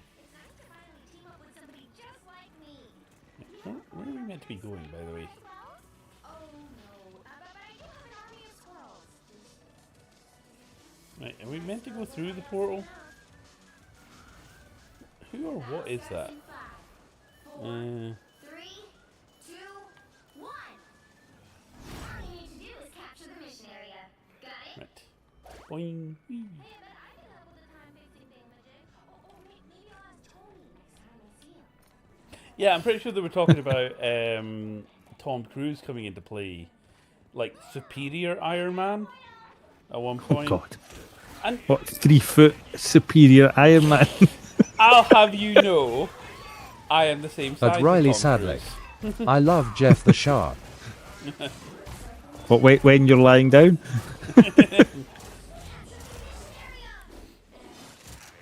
One of my favourite movies that I do know, like, he is a bit weird. You At know, Riley Sadlick. you know, being. I big. hope it's Jeff or I look dumb. I think it. Oh, it's that weird shark thing. Are you sent us We'll back to we'll check after this, Riley.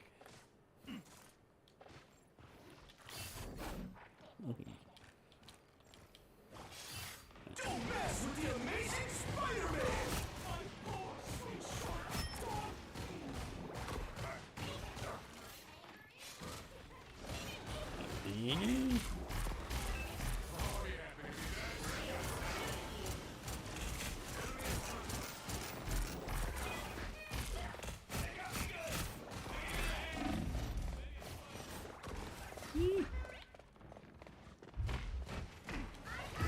Ow! Damn it! Their team's capture progress.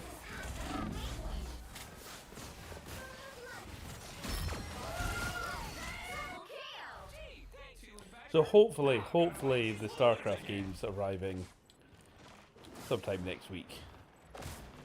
So I want to try and get your... At Riley Sadlick. As you were saying, your favorite film. Oh, my favourite film. Yeah, sorry. My favourite film, Tom Cruise related. Have you seen Vanilla Skies? Yes. I love that film. That is one of my favourite films of all time.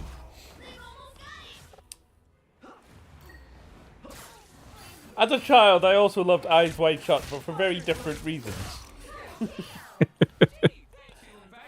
And in fact, you've been to Castle del Yindy. You know, like, all the masks I have about the place. Yep. Genuinely, the masks that I have are from Antonio's, who has a little shop off the Rialto Bridge. He's the mask maker who did all the masks for Eyes Wide Shut.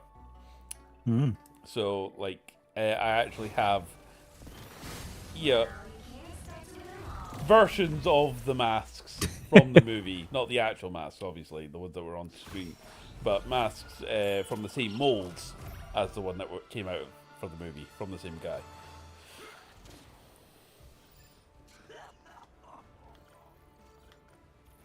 To be fair, I hadn't seen the movie all the way through for the longest time, just that one scene. At Riley Sadlick. Only movie I can recall watching with Riley, him the is only Interview Tom with Cruise Vampire. movie you've seen is Interview with a Vampire. Interview with a Vampire is a fucking good movie, though. Yeah, it's just a pity what they did to it afterwards with Queen of the Damned. Yeah, I'm right in thinking that the only reason that movie even exists or got released, because they were about to cancel it, was because the girl who played the Queen of the Damned died in an airplane crash or something like that just before it. So they felt they had to release it. The new series, I think it's come to Netflix for Interviews with a Vampire. It was really good. I think it was 2 seasons of that. I think they're moving on to the Vampire Lestat. Then they might do either the Vampire Armand or Queen of the Damned again, and hopefully not fuck it up. So, right. Yes, the missus was very into her Anne Rice books. At Riley Sadlick. Along with Mike, the you Dragon didn't Ball. sound so happy with me. Tears of joy.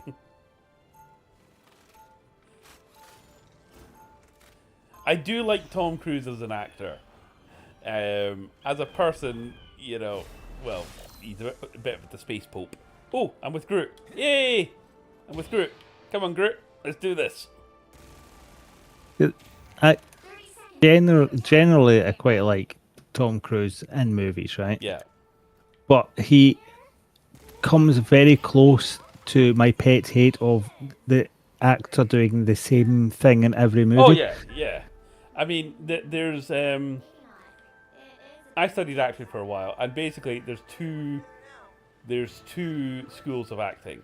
There's the actor who gets into the role and becomes a chameleon and method acts and, will lose or gain, 8 stone for a role or something like that.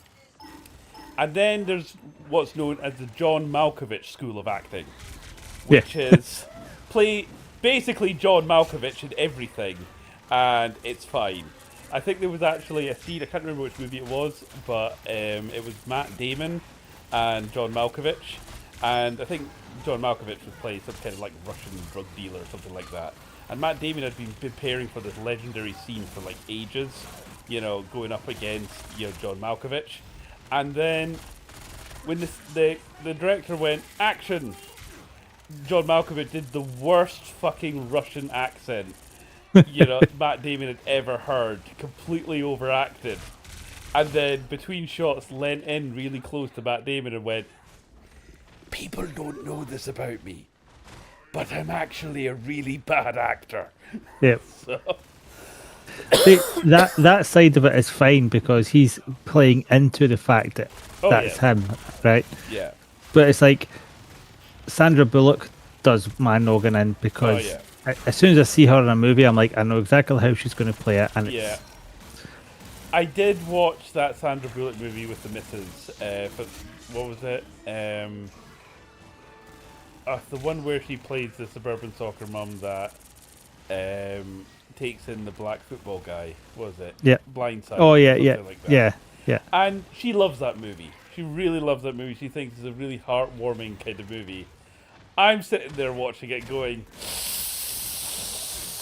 it's a bit white saviour-y, is it not? Yeah. It's a bit making the conservatives in America feel good about themselves. Yeah. Okay, you managed to take in one impoverished black kid. Care to maybe help the black community at all? Maybe not depict him as, not able to raise their own kids and basically being nothing but drug dealers and crack addicts? No? Okay. We've still got a bit to go yet. So, apparently she won an Oscar for that. Yeah. So my top actors that I love in basically anything that they're in. Charles Dance. I just read Riley's comment saying, "Mike, you don't sound so happy with me." Yeah. No, it's the fact that I can't believe out of all the hundreds of movies that Tom Cruise has done, this only Interview with a Vampire. Yeah, but by the same token, Ryan's like 12. So I know, but all of the Mission Impossible movies. to be fair, I've Come on. not even watched the Mission Impossible movie. I tried watching the first one, right? And it wasn't actually that good, so I gave up on it. Yeah, the first one was too much like the original TV series. Right. After that, they started to branch out and try and make it their own thing because Right. I think originally they were trying to make it as different to Bond as possible because they didn't want to Right. be called a Bond copy. Right. So after the first one, they started just exploring their own But thing. Riley sadly. And I different, said recall, different and I'm directors 19, and thank things, you, tears of John joy. Woo done Mission Impossible 3, Yeah. and that was just like full on action, and it was, there's quite a few good for movies. They're quite good, but no stories or anything. They're just Another guilty Pure popcorn. pleasure Tom Cruise one I quite like. Night and Day. That's quite a good one with him and Cameron Diaz. Basically, I think I just like movies with him and Cameron Diaz. So.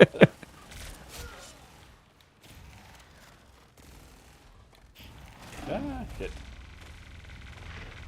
see that as we're talking about movies. Fight Club has had a resurgence. Oh god. Oh god. Please I tell wonder me. why. Please tell me it's an ironic resurgence for people who understand the impact of toxic Yes. masculinity and, aren't just doing what they did with Star Trek Troopers and going, yeah, fascism is cool. Yeah, that's the point. Is that it's about like the downfall of capitalism and Yeah. This is real firepower.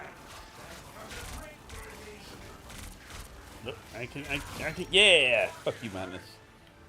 There we go, so good. I want to ride on Root again. Root, where you at? Root, stand still. Oh, wait, are you on our team? No, yeah. it's the wrong Groot. Yeah, you're not my Groot.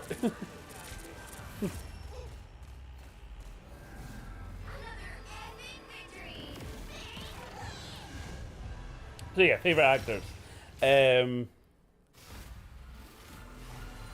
My absolute favorite actor, and I will watch any movie he's in, and it doesn't matter if it's a good movie or it's a bad movie. Whatever movie it is, it becomes another Malcolm McDowell movie. I love Malcolm McDowell. He is probably one of my favorite actors for that reason. Usually after his hair went shock white. Although I do love Clockwork Orange and If and what was it, Royal Flush, I think, were some of his big movies. Yeah, Spidey was not looking at her eyes there. That's all I'm saying. It's too I quite like Jodie Comer. nice. She was one of them that kind of like surprised me when she done Killing Eve, and all the different voices and parts she played in the one. So you've got, for me, it's Malcolm McDowell, Jeremy Irons. He's very similar. Any movie he's in is a Jeremy Irons movie. Charles Dance, love a bit of Charles Dance. Well, Christopher Lloyd, he's up there for me, and as an honourable mention, Bruce Campbell. And the reason I know all this is whenever I play a space game where I'm put in charge of a capital ship, the main flagship of my fleet is But always Riley Sadlick. the USS Tom Malcolm. Hiddleston. Yeah, Tom Hiddleston's okay, but he doesn't have the same classic vintage as Malcolm McDowell. He'll get there one day maybe, but no, Malcolm McDowell is a national treasure. So for whatever the main ship is of my fleet, it's going to be the USS Malcolm McDowell, followed by the Jeremy Irons, followed by the Christopher Lloyd, followed by the Charles Dance, and then the big super heavy dreadnought will be called the USS Bruce Campbell, aka codename the Chin.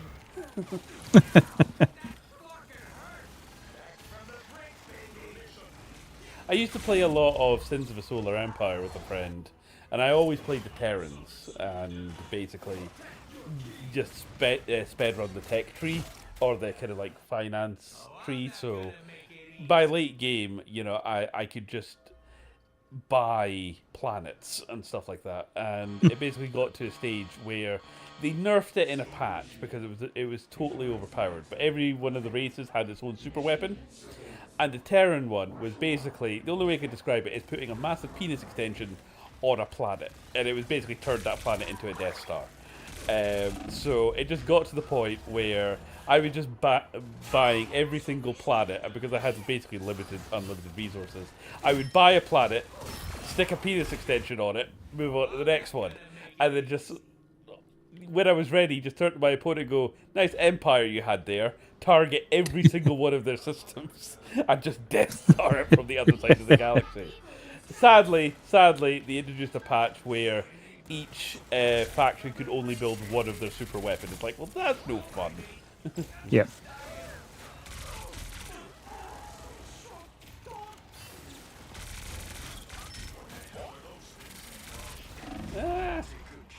Up in Deadpool.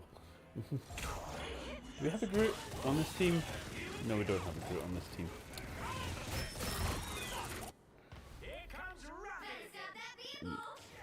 Yeah.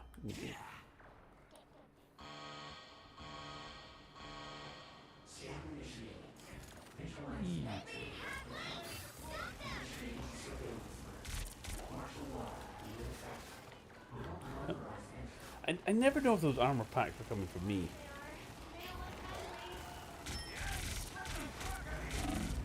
Like I said, I have noticed in this game, the heroes that have range capability tend to do a lot better than, you know, the ones that are solely melee. Who knew? You know, bringing a gun to a sword fight gives you the advantage.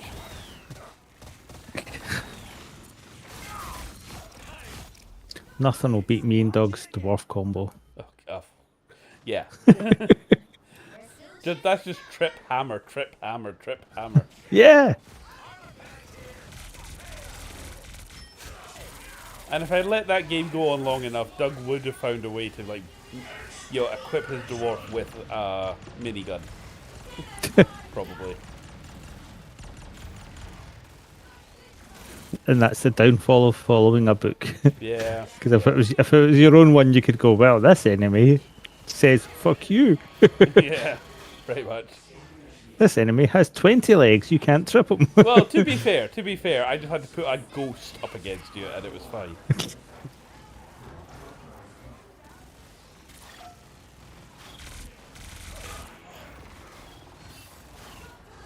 Really pop it. And I can go there. Yeah. Someone let Ninetales out. For some reason, I'm suddenly hungry. Yeah. I had my first burger at KFC today. That was Alright. an experience. I knew I was falling for it at the time. They have these. Yeah, that was weird. It's these new Zinger burger type things, and it had like limited edition, you know, number 4. And it's like, who the fuck's collecting burgers? Yeah. You know.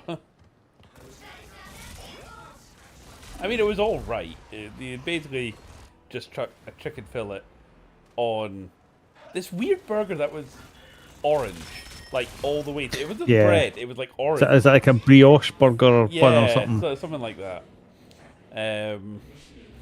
Some lettuce, some jalapenos, and this kind of like cheesy, spicy burger sauce. Trust me, my burgers are better. During the summer, for one of the Hairy Dad nights, I will cook burgers.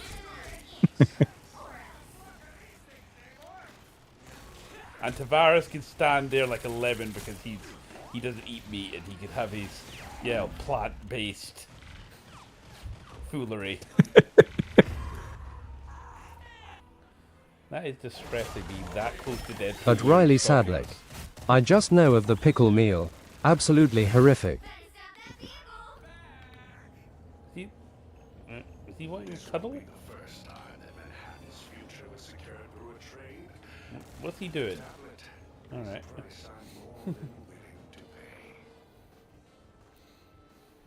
Yeah. I'm like wondering, does he just want like a hug or something? Right, I'm going to grab a drink. Back a sec. No worries. This is real firepower. Right.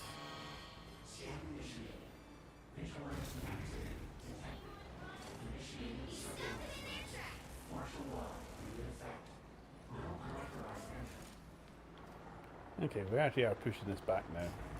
That's the thing.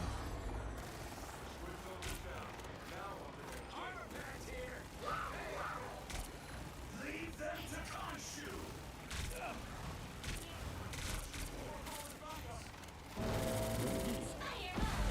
Extermination.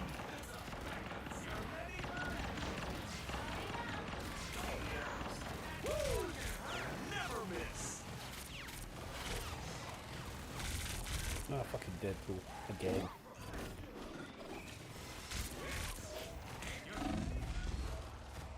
Ow.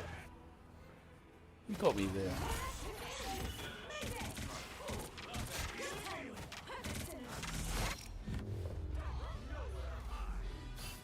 Well, you can't expect them all. Damn it.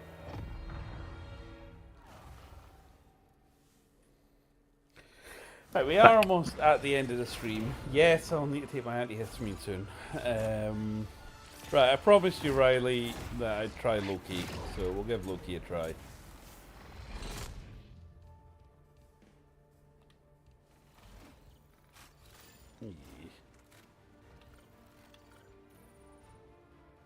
Have I unlocked anything more?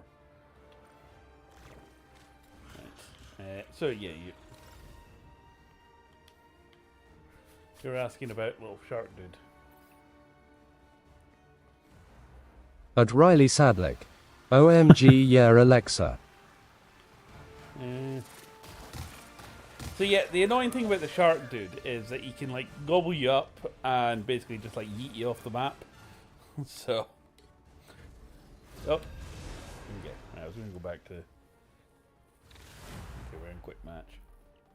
Right, we're going with Loki, which seems to be appropriate because we seem to be in Asgard. All right, let's give him a go. Pick your hero or villain. I'm not judging. There we go. Yes, yes. Here's your reminder. He's support, isn't he? Is he support? Yeah, he is. I am Here's your Loki, reminder. god of mischief Take him and to the the king scene. of Asgard. Okay, so what we got going on here? At Riley Brother Sadlick. Mischief, Smile with horns. regeneration, doppelganger, devious exchange. Oh, so I'm all about placing down a doppelganger and swapping places with the doppelganger. Okay.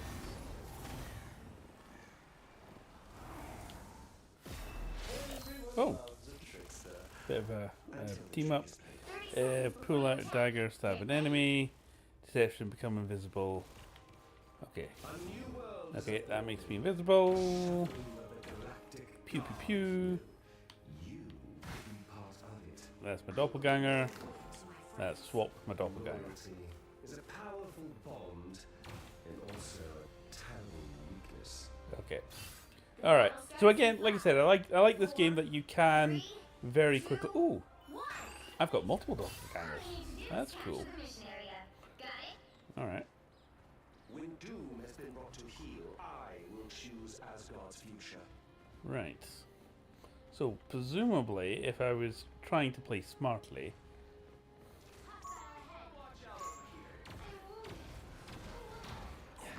Okay, we're trying to. That's what we're trying to get. So let's stick a doppelganger there. Looks like the mission area is yours to capture now.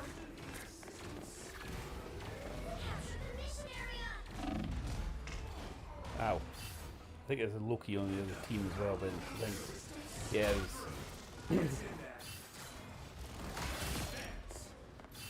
And here we go again. Loki instantly gets smashed by Captain America's shield.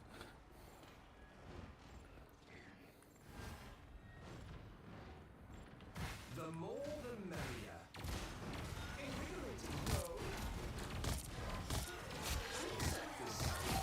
Hey, there we go. Couple of kills.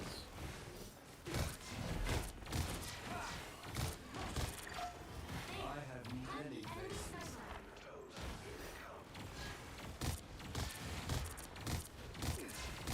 I'm a true team player. Yeah. Haha, fuck you.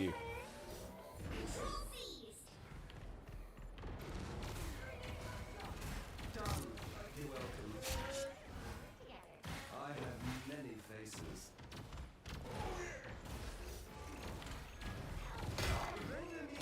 Yeah. Got the thing.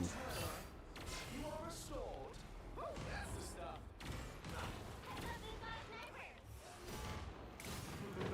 I'm everywhere.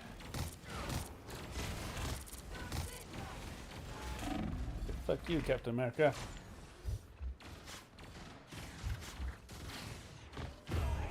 Ow.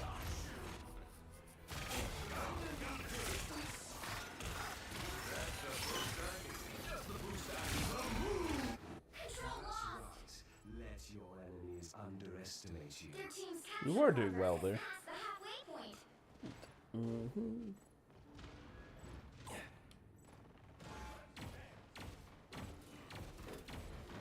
I'm gone. The more the merrier.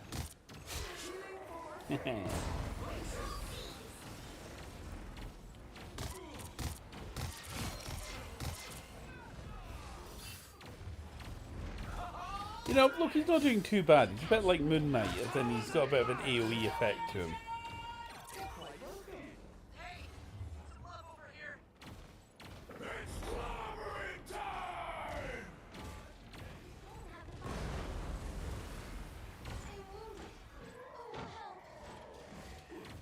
I suppose I should probably move forward and try and help.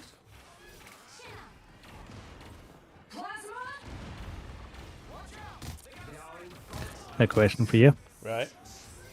What old TV series or movie would you like to see brought back if they did it decently? Brought back. Oh, okay. I do know straight away what I would do. Brought back decently for the modern times because I think we fucking need it.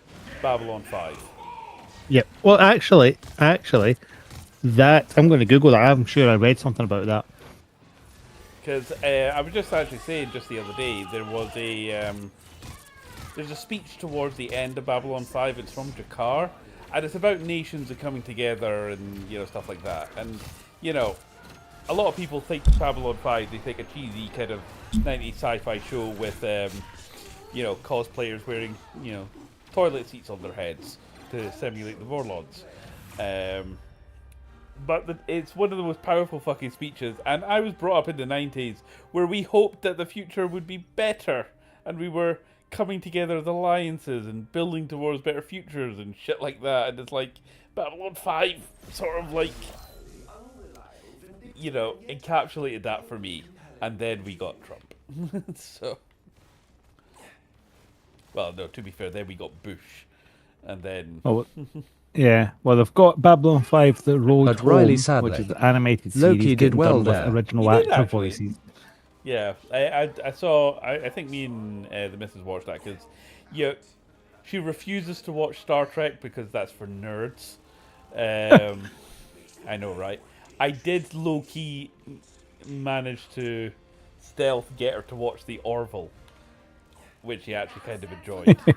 And then from there, I was able to convince her to watch Babylon 5, which she also enjoyed. All you need to do is capture the mission area. I really need to sit down and watch all of Deep Space Nine. Though I did, as a kid, grow up with Next Generation and Voyager. So when Child is here, they will be getting brought up on Next Generation. This is how adults are supposed to act. They're not going to, but this is how they're supposed to act. All right. Well, actually, right. if we did the thing which the Star Trek universe has that we don't, right? I can see more people acting like Star Trek. Do you know what the main difference is? The thing? What's the thing? Yeah, the thing. The Star Trek universe has no need for money. Yeah. Yeah, it's supposed So to if you get rid of the money, then the greedy folk, they've got no reason to be greedy. Wait a second, Mike. Are you actually advocating for a universal basic income? That's socialism. That's communism. Get out of my stream. So yeah, no, I'm 100% with you on that. Apparently there was a case. Somebody showed up at a Warhammer tournament with cows, and his opponent refused to play him and just packed up his army and went, "Fuck you, I don't play communists." And it's like, what are you doing? You're like, seriously? Yeah, it's like it's one thing to agree or disagree with a political movement, right? But then it's Yeah. another thing to take that into board games. I know. I was watching one of Josh Rice's streams the other day, and some guy kind of messaged him going, "Hey Josh, got any tips for dating in your 30s? It's rough out there." And Josh just went, "Find yourself a girl who's into board games. At least then you'll know that she'll put up with your shit." And I was Yep. like, oh, harsh. I feel attacked.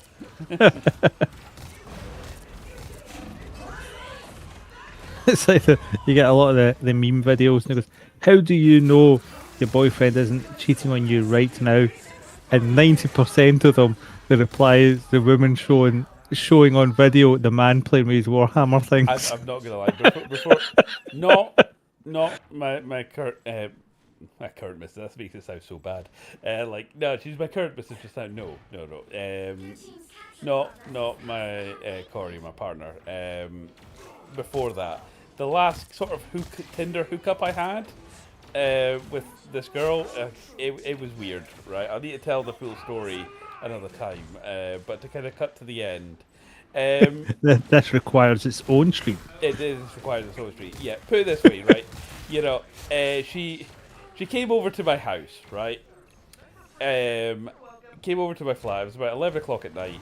The inference was this was kind of some kind of booty call type thing. We hung out for a little bit, but wasn't really going anywhere. It was a bit awkward, and yeah, she basically went, "Look, I'm gonna go home now," and I'm like, "It's okay, fine." She left my flat, and I'd like turned to Milo and just looked at him inside and went, "Well, we fucked that one. All right, never mind. Off to bed then, right?" And then I get a text from her, and she's like, "I'm sorry, I know I should have done this. I'm too fat to come to do these sort of things." And I'm like, "Oh God, no!" She's sitting in the car park crying. Oh dear. So I had to go out and get her.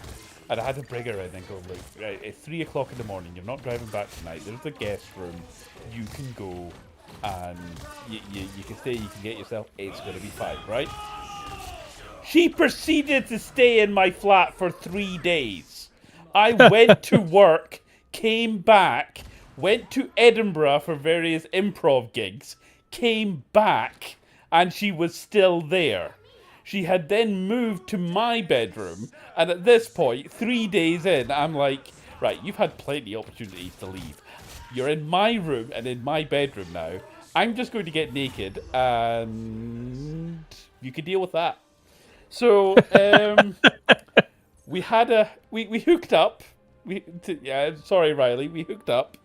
Oh, Right. you didn't scare her away first time, right? Well, like I said, you had plenty of opportunities. Yeah. She fucking raided my flat in the pantry, and I'd made soup, and that's the one compliment I did get from her. Your face on streams telling a story about Oh, yeah, I know, right? your Anyway, shock horror. anyway, the one text I get from her is that your soup was bloody amazing. It's like, well, I'm glad you got something from it. So anyway, we sleep together, right? And not to kiss and tell, but then it's kind of one of those things where it's like we hooked up, it was a thing. She finally goes home, and I'm like, cool. Now, why this is so significant? At Riley is, Sadlick. Lovely. is I had bought my first Warhammer Kill Team, the first edition of Warhammer Kill Team starter set. as well as some kill teams to go with. I think it was Grey Knights and Death Watch. And they Well, that makes arrived- sense because you never buy one thing at a time, not from Warhammer. Exactly. And then it arrived that weekend. So my first Warhammer order arrived straight after that. And I was pretty busy, like, for that weekend. And then I get this text from her going, "Hi, so I've never really done this before. Now that we've kind of slept together, is that it kind of it? I don't really know what comes next after this. Are you not talking to me? That sort of thing." And I just took a picture of my Warhammer and went, "See, when boys aren't texting you back, this is what we're doing." And then she texts me back going, I don't know quite how to tell you this, but when we slept together, I didn't really enjoy it that much because I was really constipated at the time. "Thanks for sharing." Yeah. Block. So that didn't go anywhere. So yes, girls, if you're watching this stream and wondering what your man is doing when you're not, it's Warhammer, it's geeky shit. If you have married a hairy dad, they'll be doing hairy dad nerd shit, right? Just take that as right. If they're into board games, you need not. That was my friend. One of my other friends showed me a reel or a meme, and I was like, "Where are all the good men?" And it's like, the wives kind of going, "They're playing board games. That's where they are." So yeah. So on that bombshell, it's it's now past my bedtime / stream time. So I might stream during the weekend. Don't know yet. See how it goes. I want to at least start halfway. So that's like my main goal. Want to finish your Tempestus Aquilon kill team, so that'll maybe be a thing as well. And we've got Hairy Dad gaming not next weekend, coming weekend after that. So that should be fun as well. Correct. Right. Next weekend, I'm off to London. Oh, right. Okay, what are you way down in London for? They have Lord of the Rings, The Two Towers, with a live orchestra at the Royal Albert Hall. Nerd! Yeah, I know, At that's Riley a problem. Sadlick. Yes. Yeah. Get that One of my friends, he antihistamine and booked a tell box, Milo so I it was said 12 bye. hours. At Riley Sadlick. Yep. Bye, Mike. Right, Milo, say bye to Riley. I was sleeping. Yes, I know. Say bye to Riley. You also smell of Watsits. Yes. He's not impressed. So he's like, "Leave me alone, Dad." Right. Anyway, thanks for joining. Thanks for, keeping me company. And I'll no doubt see you in the next one. Have a good one. Bye. Catch you later, Riley. Bye. Bye. Bye. DDD.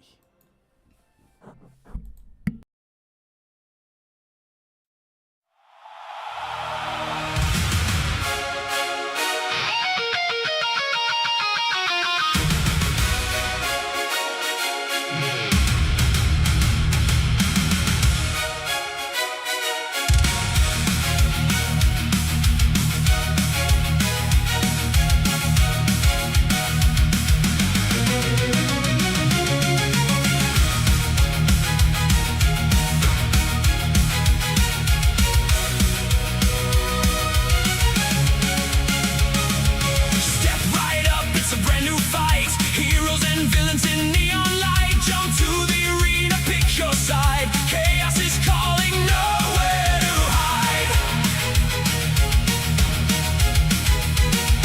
Moonlight strikes from the shadowed sky. Rockets blasting as he rockets by. Venom's creeping with a grin so wide. Every match is a wild ride. Rivals assemble. Hear the call.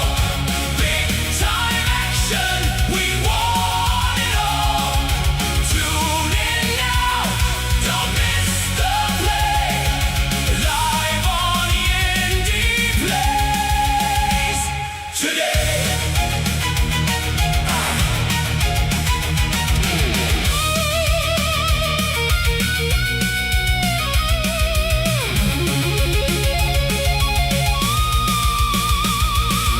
Iron Man flying, repulsors bright.